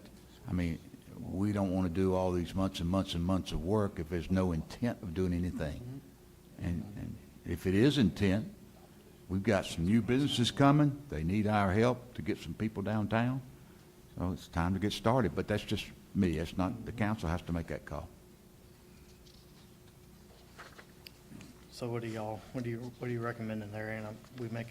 You want to make a motion? Well, no, I mean, because as we all know, nothing actually happens Yeah. until we take a vote. Until we So, take a vote. I mean, I think you've got to do a litmus test of how everybody feels. Let's get the DDA in place. But if we don't have votes to move forward with the DDA and their tasks, I mean, well, let's not waste time, Yeah. to Well- Skip's point. Would this committee be comfortable, because I don't want something to happen at the council meeting and you're not comfortable with it, having someone with the committee bring it up to the council with the direction we think we would like to head into? Well, I mean, really, we have two decisions. Do we do a DDA? And do we deed this via IGA to the DDA? When all the details are found out, yeah. Right, I mean, the IGA would lay it out, but I mean, at that point, we have to trust the DDA to run with it. That's right. And I'm in the affirmative to both points. But the second point in voting on the IGA, none of that happens till the IGA is Sure. presented. Agreed. So- agreed. Just intent. Yeah, I mean, I could definitely mention it, like we have the intentions of bringing before council, that, but I don't think it's really anything to vote on yet. But we can No, talk I don't about think it so for either. sure, have like a It's little okay. mini discussion on I it. just don't want your committee to be uncomfortable if something comes up that they don't want to come up. so Melanie, how are you feeling about this? Because that's really what we're asking. I mean, We are, and I'm one Yeah. of these that has to take it home, Yeah, marinate on it and sure. think on it and everything. I mean, I do think it's a logical place to start for the Yeah. DDA. I do think. Okay. I probably would want to have a larger discussion about what an IG would entail, what our expectations are, what we think should happen there, I think we should get input from the people that live on Peacock Street, because that is gonna, there's just a lot to it to just yeah, sure. Right. I'm not gonna do that. Right. But I do think it's the logical place you would start. Well, I mean, I agree. My position is if we could get an IGA for some sort of very small retail frontage, a couple of small cottages, for lack of a better word, and we could sell that property, make some money back for infrastructure, and not put a burden on anybody, that I would be favorable to that. Right. So I don't want to put a Walmart on 254 Main. No, nobody does. so- And, yeah, so, yeah, but like I say, I think it's the logical place you would start if you are going to bring new energy and new, but again, there's so many questions I would have as to, Yeah. the look, the this, the that, how many houses are you gonna put in? There's just a lot more questions, but to your point, yes, I mean, I think it's the logical place you would start once you created your DDA. So when we have the DDA discussion and we take it up to vote before that, I can talk about, we want to do this in hopes of getting 254 being the first project under their book, or on their books, so then they can go forward, and then if we have questions, we can kind of answer those questions, since we kind of discussed a lot of it now. All right. I guess this is the last one. So the town green, our current town green, we've more than outgrown it, let's be honest. I know if you don't get there and set your chairs up in the morning, you're sitting way back against that yellow house, especially if the Journey Tribute Band departure comes or something like that. You just ain't gonna be able to see. And a lot of that, even if you're above and you have people sitting down, you're gonna have to be standing to see everything. And there's little to no room to expansion. I know we've talked in the past about that yellow house in the back. I think that's been pretty much a no-go. And the way the stage is set up, it's kind of where that yellow house is like the right field area, so all the sound really wants to go straight. So it's not, it is, I will say we could stay there, and I suggest that we do stay there for now. But I know we talked about when we voted on the library, the town green going next to it. But I want to talk about more of the long-term plan with it, because I don't want it to be like an underutilized place. I'd really call it more like a Central Park in Loganville. Something where we can, consider later on, maybe the back line of it or something be left for infill. But for right now, since, we are doing the library currently and stuff like that, we can go ahead and, I won't say it's really sharing costs, but we get more of a cohesive design with them being designed together, like it was meant to be like that, instead of just doing the library and then coming back later with more. But with that said, in that town green, our Central Park, we could talk about doing, obviously the amphitheater for the concert series, a walking, jogging track around it. Obviously a place for kids to play. And one of the big things is, I know more people are going more into the office now, but like my wife is one of them that she's going to work from home till she retires, let's be honest. And if she had a place, or anybody who works from home could go work outside, and we have benches and stuff, maybe outlets or something for them to plug their laptops into, they can go work in downtown. That goes back to the live, work, play. Even if you don't have an office there, you can still go there and work and be, in the downtown setting. We just have to create that place. So that's why I kind of wanted to, yes, it is a town green. It's going to be our new town green, but it's more than just a town green. Trying to think what else here. Sorry, we kind of went long on some of those stuff. But I would say we obviously keep our current town green, and I would suggest even leaving the Ray Nunley Pavilion and obviously the historic well. I don't think we should ever sell any of the historic buildings that we have. And with that Ray Nunley Pavilion being there, I don't want to lose it either, because it's the start of history, because it's named after Ray Nunley. But the back half of that could eventually be infill once we get the new one up to code. So maybe after 254, that could be the next one that gets looked at. And it could be infill for another restaurant, or, I even had the crazy idea of maybe doing like an old rail car or something out there, be the historic center or tourist center for downtown. There's a lot of options there.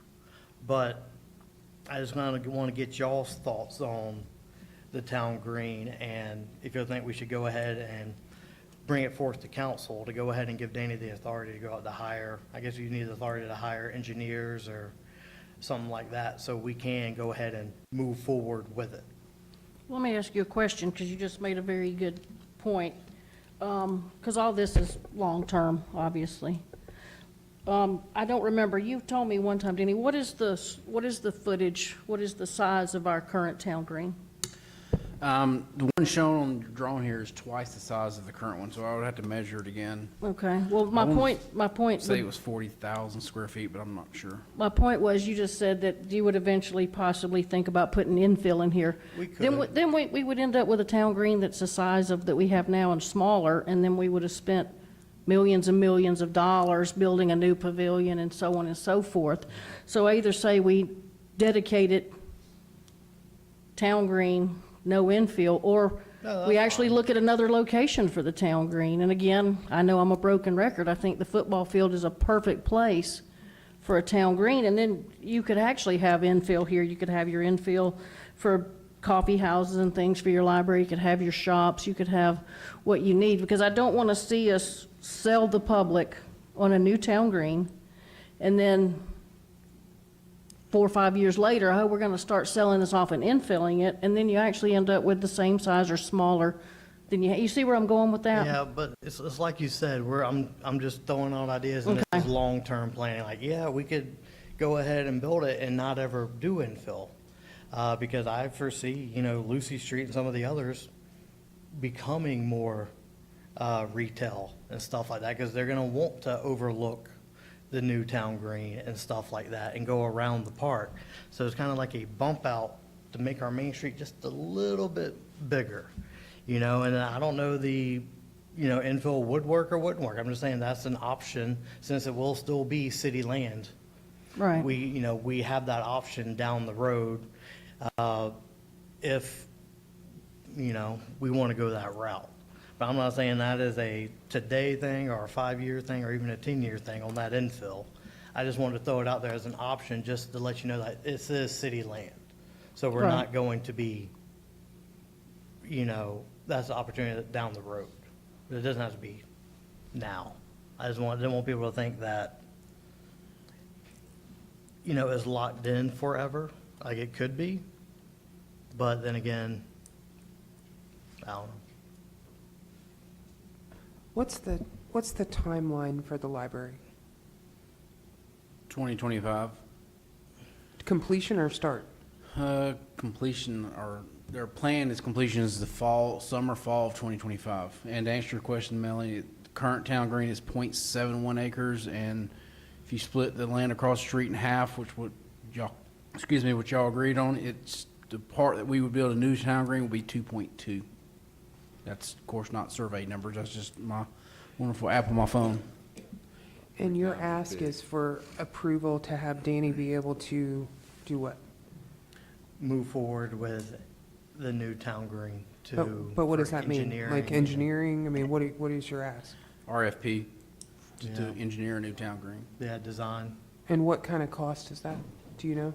Well, you just get companies similar to what they do with the library. You put a proposal out saying this is what we want to do, and then architect firms would put in a proposal, and then we would know that number. So the ask is to create an RFP? Essentially, yes. Is give me permission to, is this something y'all want to move forward? Because I'll speak on town green. We're rapidly outgrowing the current town Right. green. I think you can go to any and see that. I think Right. if the city council is something they want to do, I think now's the time, because I'm like Brandon, it's silly to build a library and then a year later tear it back up, or not the library, but tear the land to the right. It needs to be together. Well, I mean, in my mind, it kind of opens at the same time. Yes. Both sides. I mean, we're constructing along, so I would support allowing an RFP to happen, just to see what we're dealing with. I mean, if it's $20 million, that's something else. Right. It's just, RFP wouldn't cost nothing to get numbers from.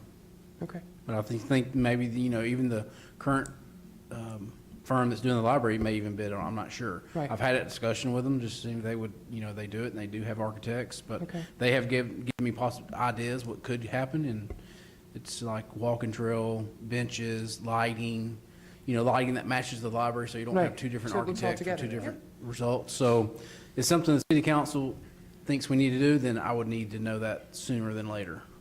So actually, you could do it on a phases or a scale, like you're talking about benches, lighting, and things like that. I mean, that could be just phase one and not actually build a pavilion at that point. No, I would like to do it all in phase one, something this small scale for a builder, this is a small, because there's not much grading. When we went out to bid with the library, when they did that, I was on site and met with all the firms, and I told them our plan was eventually possibly come here with a new town green, and a lot of the architects told me, well, this is where I would put it because the sun and the sound, the way it travels and stuff like that. So I would rather do the town green all at once versus track benches and then come back and tear it up and do a pavilion. Because, the restrooms work hand in hand with the library, because if we tell them we're going to do a town green, your amphitheater is going to have a change room. That's something we don't have here. That's why we have to travel these artists from Ag Building on a golf cart and back and forth. And, it's not the perfect setup, but it's what we make do. So if we could do it with the same time the library's being brought on board, you got share cost with the utilities as far as the sewer, because you got to have water and sewer, stormwater, and all those things would be split based on who's doing what. So don't want the illusion get out there that, oh, we're paying for this and that. It would be a set number. But yes, I would prefer it all to be done at once. And so where would so you put out a request for proposal, it comes in at 10, 12 million dollars. Where does that money come from? Then you wouldn't do it. It's that simple. We don't know. Okay. I mean, it's. I mean, think do that's you where have people get- do you have a budget? Do you have an idea I have- of what you could spend? I mean, are there grants for something like this? I'm sure there are grants. You have SPOS that you could use for park, because some of that could be used for, we have roughly 230,000 in the bank for parks. We put a little bit of money, I think, in the new SPOS for parks. I can't remember. I think we did. So yeah, there's money, but that's what the public, everybody needs to understand. Just because you get an RFP doesn't mean you're going to do it. Right. There's been so many projects I have not done in the city because they came back and we didn't have the funds. Destination Park, prime example. We did half of it because it came in more than the money we had. So, I don't think there's no hurt if this is something the council wants to do. But if the council says, hey, we're not going to do it, then certainly don't waste my time nor anybody else's time. But this is something the city council would like to do. I mean, I agree. I think we probably do need a larger one. I've got a couple of, again, I'm with the, how do you pay for it? Where does the money come from? My biggest one that I want to address, I don't want it to look like for the library, for the town green, a new town green, is that we're considering doing this to justify paying for the infrastructure for the library. So when you say that the infrastructure would be split based on who uses what, how are those numbers computed? Who does those? What I mean is, if you do a town green, you don't come in there and dig up and run the infrastructure for the library, and then 6 months or a year later, you'd be like, okay, man, I wish we'd really known this. Now I got to go back and redig and retap the utilities. What I'm saying is, people may want to say that we're going to move that money. You can't hide money in government. You can't say you're going to spend it here and then turn around and spend it there. If that would happen, then Natalie would be fired and in jail, and so would I, because auditors would see that stuff. So every project will have a defined, this is what you're going to pay for this. This is your share. So there's no money being split for the library's sake, or whatever we say it's going to be for the town green. That will go for only the town green. Utilities already there. The water and sewer is already there. It's more of the stormwater that we would have to figure out. That's something the library is currently doing, is figuring out where they're going to put this stormwater. Has the sewer, because we were just talking about, an hour ago, we were talking about the sewer down Main Street. So has the sewer been upgraded up to this piece of property? So this would not go to Main Street. This will go down Covington Street. Okay. So that's where it's a gravity line. And there's also a force main that runs through this current location that they would have to stay off of. But it's just, What we don't like to do, like when you see somebody pave a road, they'll come in and pave it, and then 6 months later, they'll tear it up and do something. They're like, why did the government, why are they so stupid? Why don't they do this stuff at the same time? That's what I'm saying. If something the town green is an idea that you all want to do now, now's the time to do it when you're doing it with the library, because you're already going to have a contractor, possibly it could be the same contractor, I don't know. That's something we could get a bid on. It's like with the state, with the Fesco Road. Why do we want to hire another contractor when we can use GDOT's contractor instead of tearing up something that's already done? It's just planning ahead is all it is. Well, and I mean, all we're asking, giving you permission to do is to get a quote. Right. Yeah, A we're not bid. committing to do it, we're not committing No. to who's gonna do it, it's just a quote, yeah. and I support And that. all those have to come right back before y'all for Right. approval. Let's see what it's gonna cost, I don't have any idea. Yeah, we don't know what it costs. And one big advantage is we can use the library parking. So that will be our parking for events, per se. So I would make a motion, I would ask for a motion, I can't make motions. I would ask for y'all to make motion that take this before the city council for approval for me to go out and get a RFP to possibly a new town green. Y'all okay with that? Yep. So that's the motion. Second? All in favor? Aye. Aye. All right. It's just saying. Well, that's all I had, but I know there's a good many people here. I guess y'all okay with opening up, seeing what, because we got some business owners here in downtown.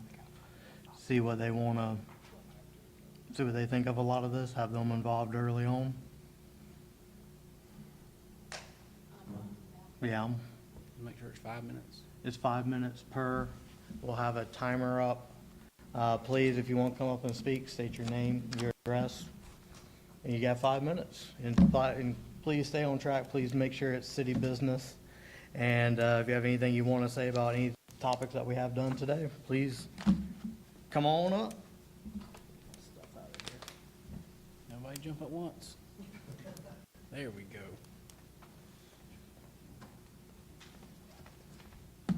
Hello, my name is Michelle Small, and I currently live just outside the city of Monroe. I am a realtor for Walton County and surrounding areas. Is that better? Yes. Okay, sorry. For me, it's reverberating in my hearing aids, and I feel like I'm yelling at you. Oh. Okay. Basically, to kind of back up what Brandon was saying earlier, small town living is coming back. And if you're wanting to rejuvenate your town, bringing in the small homes, or I shouldn't say small homes, but the smaller square foot homes, you're opening yourself up to a larger percent of people that you have no idea is available. Two of the things that I have done, and I'm going to put them over in your hands, young lady, and I'll let you go from here. Those are actually plans for small homes, and to the people that need them the most, the veterans in our community, they don't want the big houses. That's not what they're used to. That's not what they want. That's not what makes them comfortable in helping in communicating into our communities. There's actually 2 packets, so you'll see one with minimalists on it and one with veterans on it, so you can kind of look at both prospects. But in the minimalist area, they want the smaller homes, but they're also our next generation of money. So if you can bring them into your town, you're actually going to be having people who want to spend money in your own town. They want the housing that's walkable to the town. They want the housing where the average price right now for building a house is 200 to 250 square foot.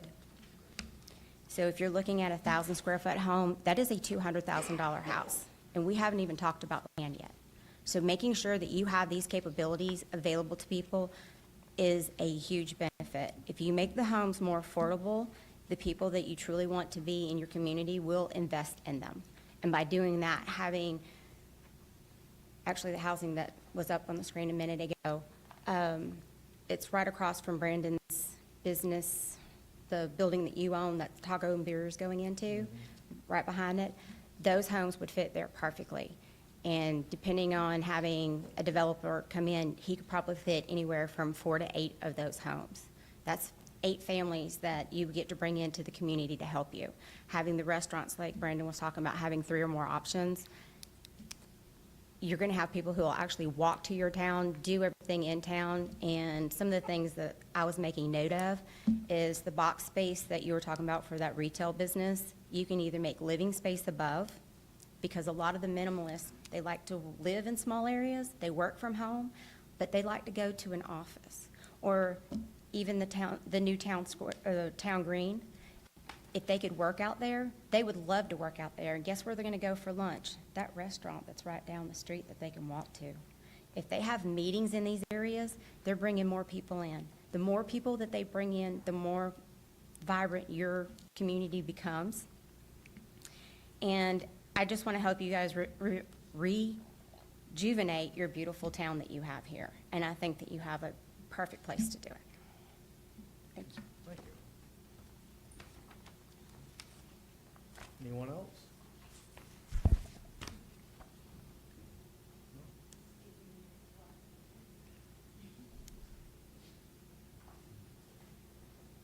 You probably could have brought your microphone. I'm sorry about that, Katie. Should have brought you a Should've skateboard, brought- Katie. I know. A It's my, scooter or a microphone. it's my fault. I was dancing in the kitchen with my husband Sunday night and with the boys. I went that way. I like went that way. I'm Katie Perkins. I own Katie's Kitchen in downtown Loganville on 157 CS Floyd. I am very excited. It has been going great. I thank you for everybody that has come and visited. I know parking has been an issue, but I do appreciate all of y'all to help me, to let me use the back parking where the health department is. So I'm very grateful for that, and I thank you. Moving forward, I think the town green is a great idea.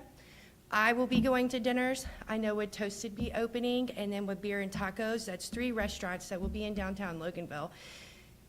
That hasn't happened. It's always just been lunch spots or breakfast lunch. It hasn't really gone into dinner. We will need this for growth expansion. If you want to be, and not trying to compare you to Monroe, but if you want to be like that, we've got to have better parking, and we've got to communicate together with businesses, and we've really got to band together, and we've got to have y'all on our side and have our backs with our local businesses, because we are teaming up together and we are collaborating together. I've been teaming up with Caribou, I've been teaming up with a lot of other businesses, restaurants, where we're gonna start collaborating on things with the school system, with Christy, with your ideas that you have for movie night. I, in April, will be going to dinners, so I will be hosting the first Spirit Night with Sharon Elementary? Sharon. Yes, elementary. So we'll be going to that. I love the idea of having the green space for that, to where y'all can host more events, which those are typically done on Monday, Tuesdays, and Thursday nights, is what I've been told with the elementary schools. So opportunity of things, like you said, of going throughout the week. That would be multiple opportunities for multiple businesses for us to have certain things. I do want to ask, with the alcohol, I know that we haven't made that far with y'all's voting on what you choose to do with that, but I will be having the outdoor space. Beer and Tacos will be having the 2nd floor. Toasted is in the works of getting their alcohol permit. I would like to have the open container, if we contain it with downtown, so they could leave with a cup of Katie's Kitchen with the Loganville logo on it, to be able to go to the green space and come back, but then I'll collab with the rest of the restaurants so that we could do bigger events. I used to do Playtime in the City with Roswell, Alpharetta, and Decatur. I would go in, I did their vision boards and their fun things where everybody collabed together, and we had like a bus and a trolley that would pick people up and literally just went around the square, and these people paid the city for this. But we could run a lot of advertising with that, and it would really bring a lot of people in, and having music on certain nights that you guys will be doing, but then also allowing Beer and Tacos and I to have music as well on alternating weekends or other nights too. When y'all's concert wraps up, we can have people come back to our restaurant with our logo cups, and we just band together as a community, and we all stand up and just work together. But it literally takes all of us to do this. And I'm very excited to be a part of Loganville, but those are my ideas. I think we just need to work together on it, so. Katie, thank if you for your could, time. look at the packet for March for the council, and the Yes. alcohol ordinance, the new one is in there. Yes, sir. And look at the all the stuff, and if there's some things that you would like to see, make sure you get with council before they Okay. vote, because we don't like to approve stuff and then turn around and have to change it. So No, look at it, absolutely. and for all business owners or anybody that serves alcohol, and look at it, because Paul's done a great job with rewriting the entire ordinance. When I say the Yes. entire ordinance, it's the I'm entire quite ordinance. excited. I haven't had a chance to read it, so I will educate myself Yeah, just on go that. look at So this- I apologize, but I will look at The that. retail consumption, because that's what you are, Yes, for retail. You don't have to look at all the package stores, but focus on retail consumption. I believe he's put it in there where the cups will be bought from the city and they can be for the downtown area. You can walk downtown with those cups. Perfect. Well, I'm excited about it. I thank y'all. Thank you for my time. Thank you. Thank you.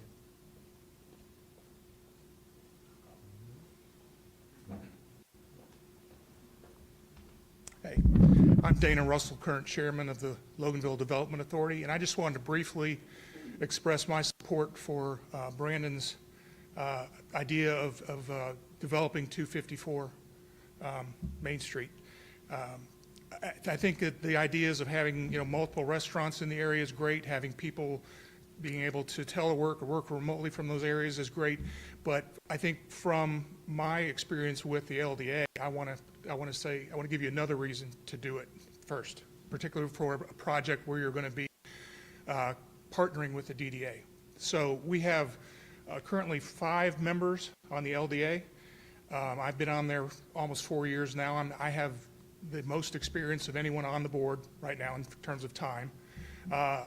We have other members who have anywhere from a year to 2 years experience. And as you pointed out, all of us are volunteers. I don't believe any of us have experience with land development or business development. We're going to have a new DDA that will have to have new bylaws and amendments and determining how the individual will be appointed to the board and how the board's going to work, and an intergovernmental agreement that's going to have to be negotiated, and then an RFP that's going to be put out, and probably a new director of the DDA who may or may not have the kind of experience that we're going to need to do those things. So I think it's a good size, small size project for everybody to cut their teeth on, to learn those kinds of things.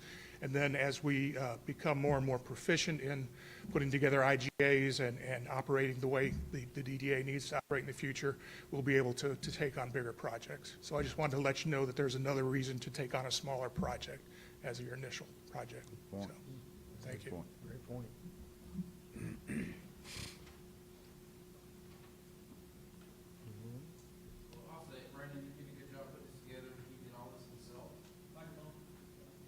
Sorry. Thank you. Mr. Janus out there, where's he at?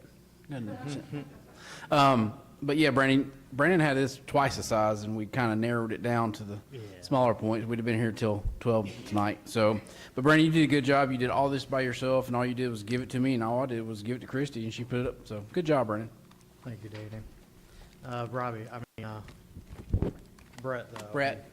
He came Yep. in clutch with this. You saw my original one. It was very amateurish compared to this one, so. I gotta tell you, talking about the town green, when it was built 11 years ago, nobody else in Walton County had one. We were the first one around, and we really hoped that we would have the problem that we have today, because there was concern of whether people would come out for concerts and those type things, and the citizens have told us that they love that opportunity. A lot of the merchants have worked with us to try to get it done, and some of the merchants have paid for the bands coming and that kind of thing. This just opens up a whole new future for your city, and we're going to try to make it as best we know how. Will it ever be perfect? No.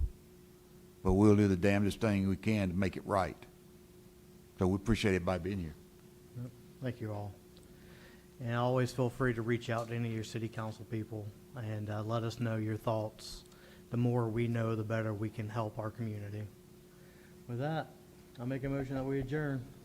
Second, all in favor say aye. I got to ask